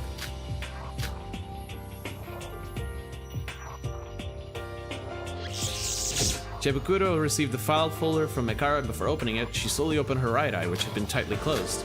Then she slowly opened the file folder and flipped through the pages at an incredible speed. It was less like looking and more like a movement as if she were counting the pages. After flipping to the last page, Chiebukuro closed the file and folder and once again closed her right eye. It is pretty OP, yeah. なんてね Okay, I've read it all. I see. So this is that rumored devil eye. ほほ Ha! Glad you were able to figure that out so quick. Sometimes I get asked whether I just do things haphazardly.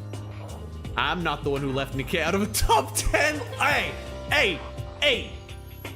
It was close, alright? And you know, I might have a different opinion after these, you don't know.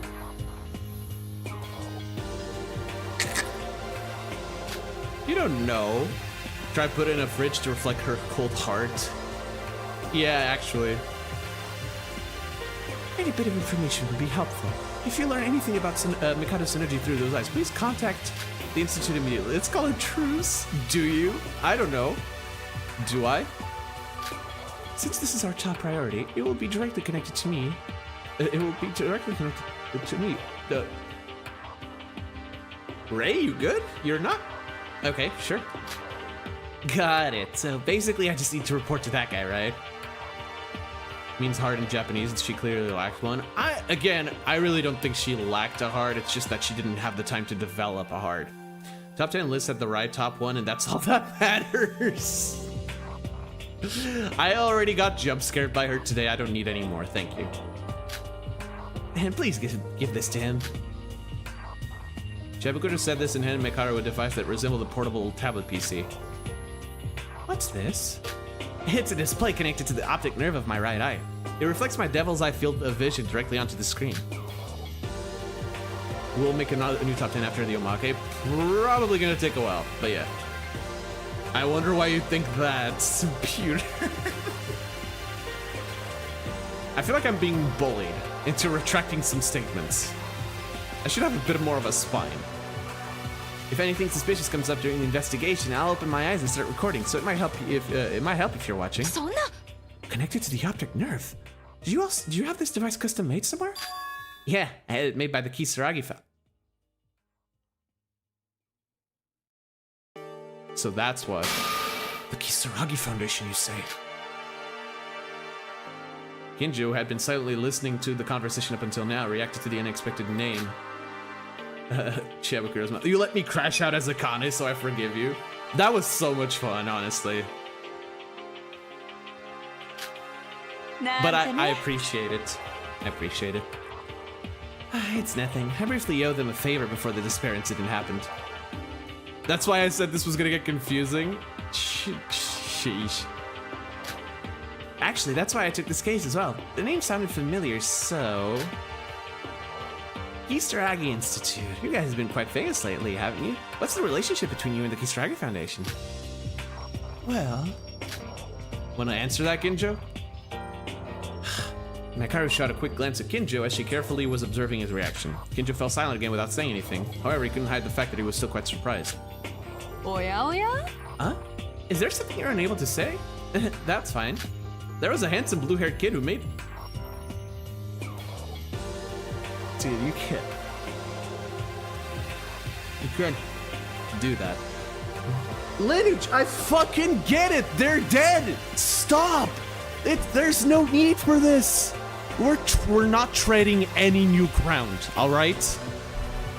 We're not treading any new ground whatsoever. So true, actually. I know, he's probably around the same age as you guys. Blue hair. Could it be?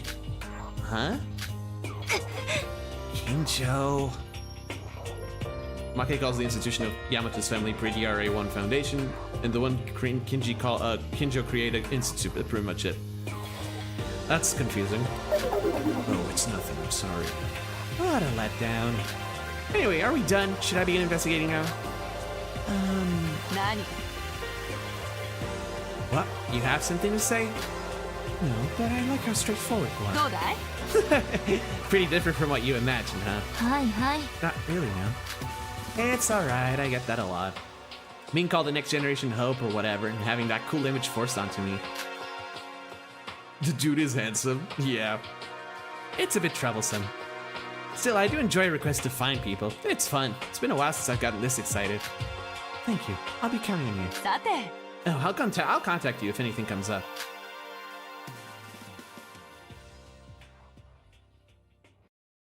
All right. So, how does this end? We all know how this ends, right? We all know how this ends. Feeling somewhat better, Satsuki left the Kisaragi Institute with light steps. They were strangely fascinating people, Satsuki thought. However, her task remained unchanged. As always, she would take the case and complete the mission. With a slight surge of energy after a long time, Satsuki opened her right eye, recalling the contents of the file folder she had seen earlier, and made her way back to the car she had parked. Kanade, I hope you go to hell, damn. However, Satsuki didn't know. She didn't know the significance of the person who made her tablet, and what kind of connection he had to the two people at the Kisaragi Institute. Nope. I mean, how could she? Nobody else knew of the 79th class's killing game, actually. It was kind of pretty well kept secret. Satsuki also didn't know. She didn't know that this case would be the last one of her life. Yep. Well, that's it, isn't it? Yeah. Which leaves only one.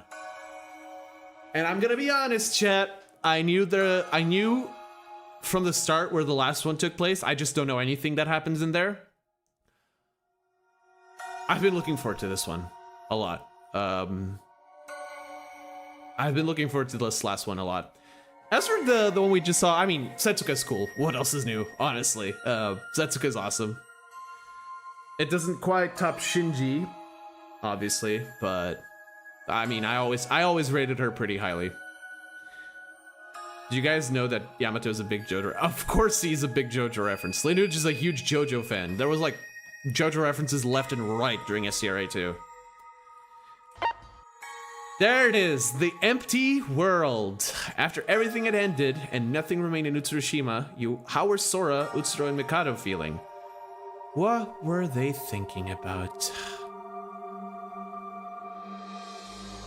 I'm scared of this one. I am pretty terrified of this one, I'm not gonna lie, chat. This one, I don't know why in particular, but I'm pretty scared. So let's just get this over with. The last Omake after story, The Empty World.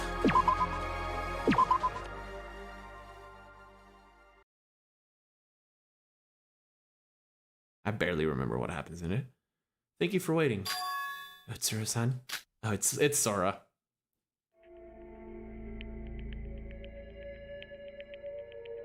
This time, I tried making a cute bow tie. I might suit you better than I expected. I guess I'm quite talented, aren't I? It's kind of weird voicing Sora knowing Zell is watching. it's kind of weird. My bad writing? Oh, it's fine. Hajime, Yuri, Teruya, and now Mitch are voice claimed by JoJo characters, and Mikado makes a JoJo reference. Yep. How does it look? Why? Why does Mikado Sanoji's cloak have infinite ramifications? Asking the real questions, damn, okay.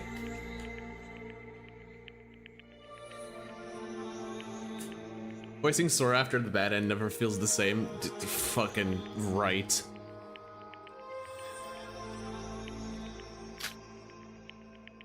Bowtie Woods. Can't believe. I can. You mean your thoughts on that? I see. Could it be a bug? I've already given up on trying to figure it out. But isn't it great? It's the only material you can get in this blank new world program. Exactly. With this, we can create and play around with all sorts of things. Us? You're the one playing alone. I haven't been playing at all. Please never utter the word Utsuro again. My channel, my rules.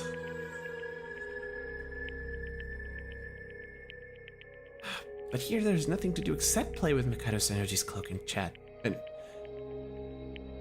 guys, Sora knows you're here. It's over. It's over. You guys are going to get deleted. I don't make the rules.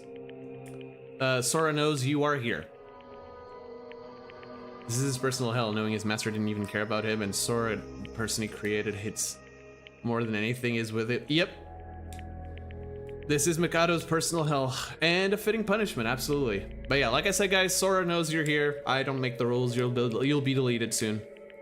I don't make the rules. Since Utsuro-san is so quiet, I ended up talking to myself all the time. And I feel like I end up saying even more than I should. By the way, Mikado Sanoji is essentially dead. Aside from the occasional chuckle, there's no reaction from him anymore.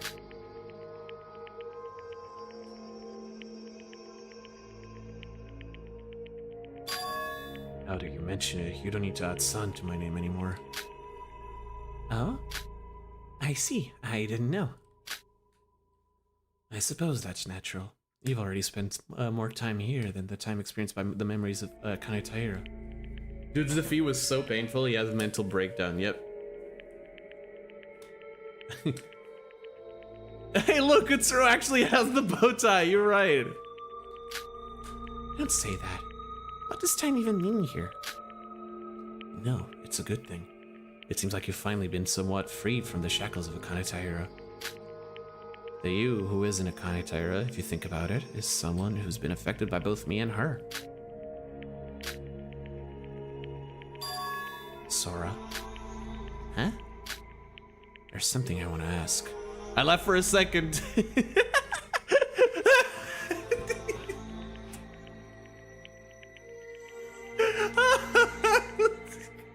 That is a jump scare of a message. Actually, come to think of it, his status as an AI, which he thought made him so superior, has now made him unable to do literally anything. Yep. He lost after all his preparation. Again, Mikado, I came back to that. Yep. You come back to that.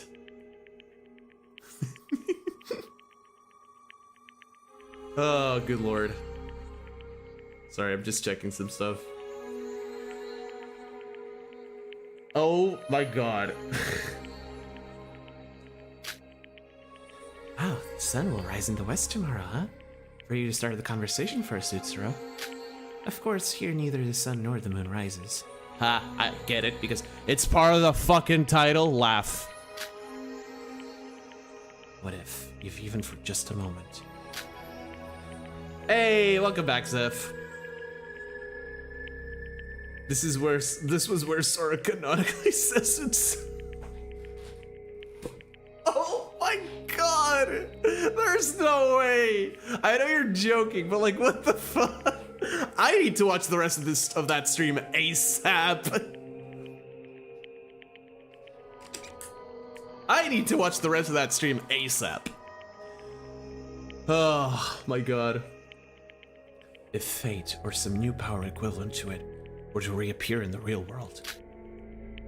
I said it was canon, but I wasn't fucking there. What would you do then? What do you mean by that? Isn't the lucky fortune with me now? Divine luck. Yeah, I get it. This is just in case. Well, even if you ask what will you do, isn't it true that there's nothing we can do right now? I see. I said something strange. I see, but even if something like that happens... Omen is tagged in the comments of that stream, if I recall correctly. I need to watch that afterwards. That sounds ridiculous. That sounds too ridiculous to be true. I believe you. That's what concerns me. I don't think there will be any problem at all. Why is that?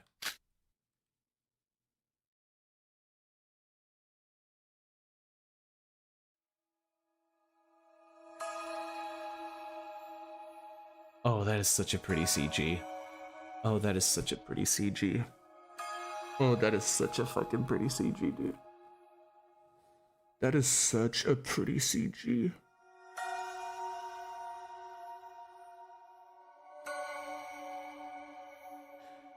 I don't know, man. I'm just flashed with the image of Sora crying at the end of chapter 6.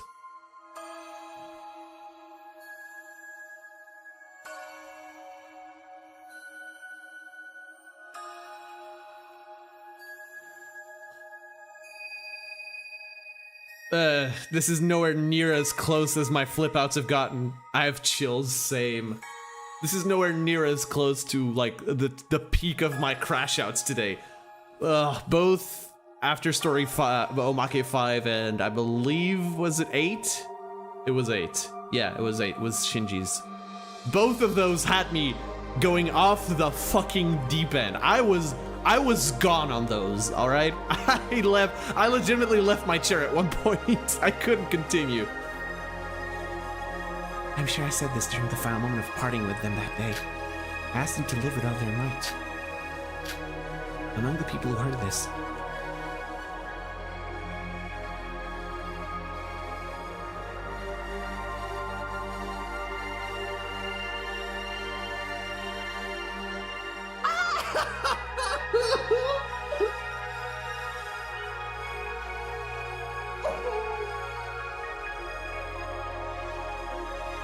Oh my god, I'm so sorry.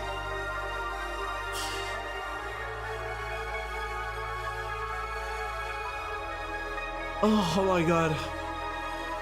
Oh my god. Oh my god. Oh my god. Among the people who heard this, there were also that scumbag Shobai and the stubborn Mr. Kinjo. I mean, she's not wrong, but Living on. And living on doesn't necessarily mean only good things will happen. I said that simply being alive is hope in itself, but ironically, as we live on, we inevitably experience despair as if it's something natural. It's next. Even without using the example of luck, they will probably face similar, if not worse, things until the day they die. Now they will know how to think, how to act, and how to live. I don't know if we're officially doing the Omake, but I did. Yeah, you guys should totally go watch the break screen and Morasis' stream. That shit was fire, at least for where I was there. You guys should totally go watch it if you haven't already. I learned those things here in Tsushima just like I did. So no matter what happens, there's nothing to worry about. They are human, and they will continue to live on.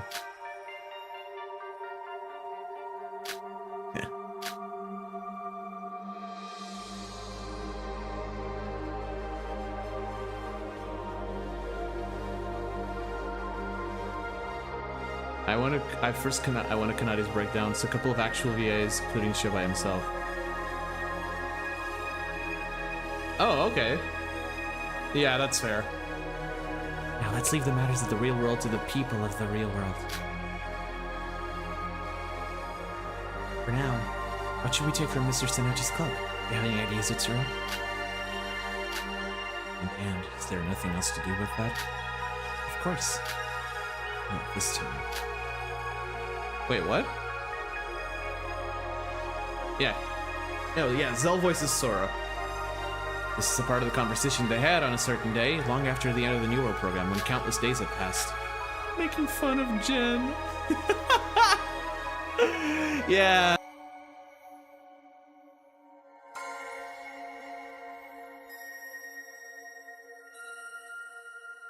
Oh? Oh, we're back! Oh, we're back! Holy shit, what the this is like the third time in a row this happens. Oh my god. This is the third time in a row this happens, and I'm starting to get really pissed off. My internet was working fine up until now. I'm sorry. Yeah, like I said, I would like... Don't die, bro. Leave that to Kanade. Jesus. Oh, God. No. What? I closed the chat, Docker. Things are going crazy, bro. There we go. Yeah, no, I'm sorry. Sorry. I'm here. Hi, hello. Let's keep moving. I mean, we're near the end anyway, so might as well. The girl with white hair who's nothing. No, the girl who has nothing defined all those things is living on. That's right, living on is both hope and proof of being human. My ultimate unluck went into action there, I think. That's fine. That is truly the symbol of hope.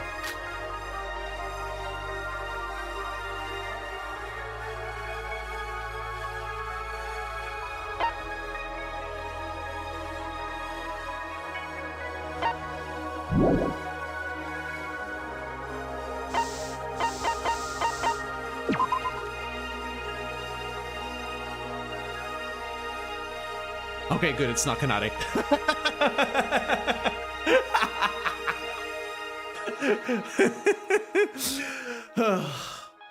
Oh my god.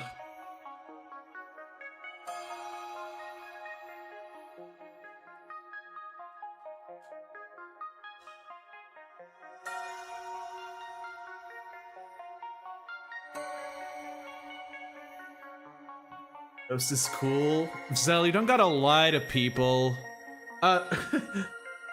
No worries, thanks. Thanks, Zeph.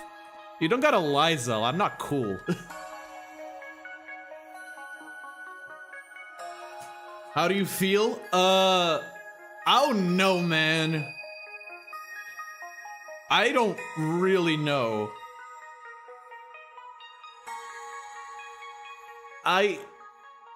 in one way, I'm really happy. Like, obviously, new content is always nice, and we got a lot of answers to a lot of questions we had. But at the same time, I feel like I was kicked in the guts a lot. I feel like these Omake modes are more like, hey, you know how you had almost gotten over the DRA1 characters? They're dead. I wanted you to remember that. They're dead. Fuck, my webcam fell. It all goes down to this, huh? But yeah, that's pretty much how I feel. I enjoy these, obviously. They're pretty fun. Said he's not gonna come back to the series again either. You know what? I'm satisfied. I am satisfied. I do hope LINUJ makes an original game. I will be there to play it if he does. Because man is clearly talented.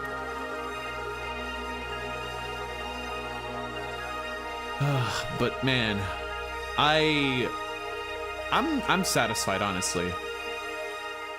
Obviously, there were like a few characters that probably deserved a bit more. I mean, Kokoro and Yuri got jack shit. Jack shit. We rating someone? Nah, we're not.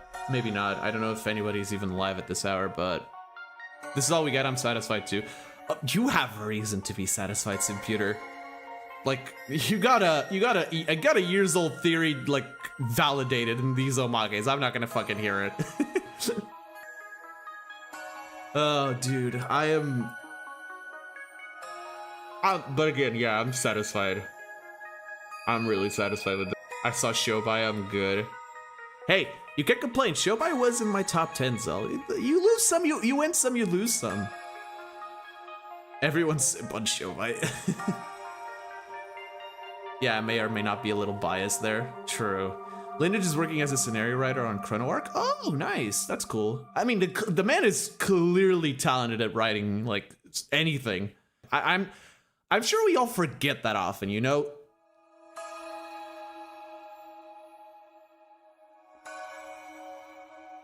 My internet is failing again. So I should probably just cut my losses. My internet is failing again, chat. I should just cut my losses and stop the stream here. But yeah, guys, I think this is the last stream of SDRA 2. There's still the part 2 episode to come out.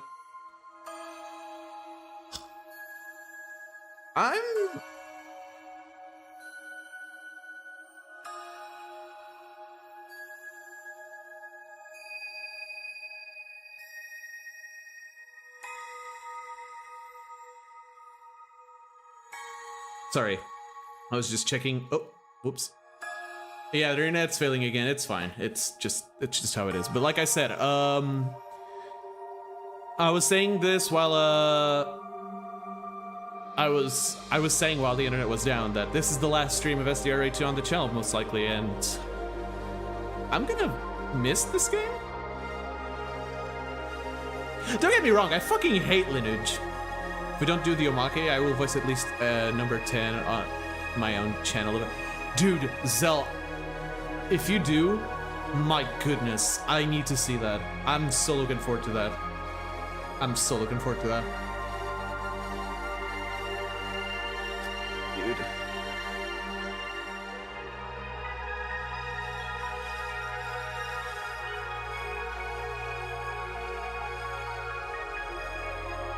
Guys, that'll be all for now.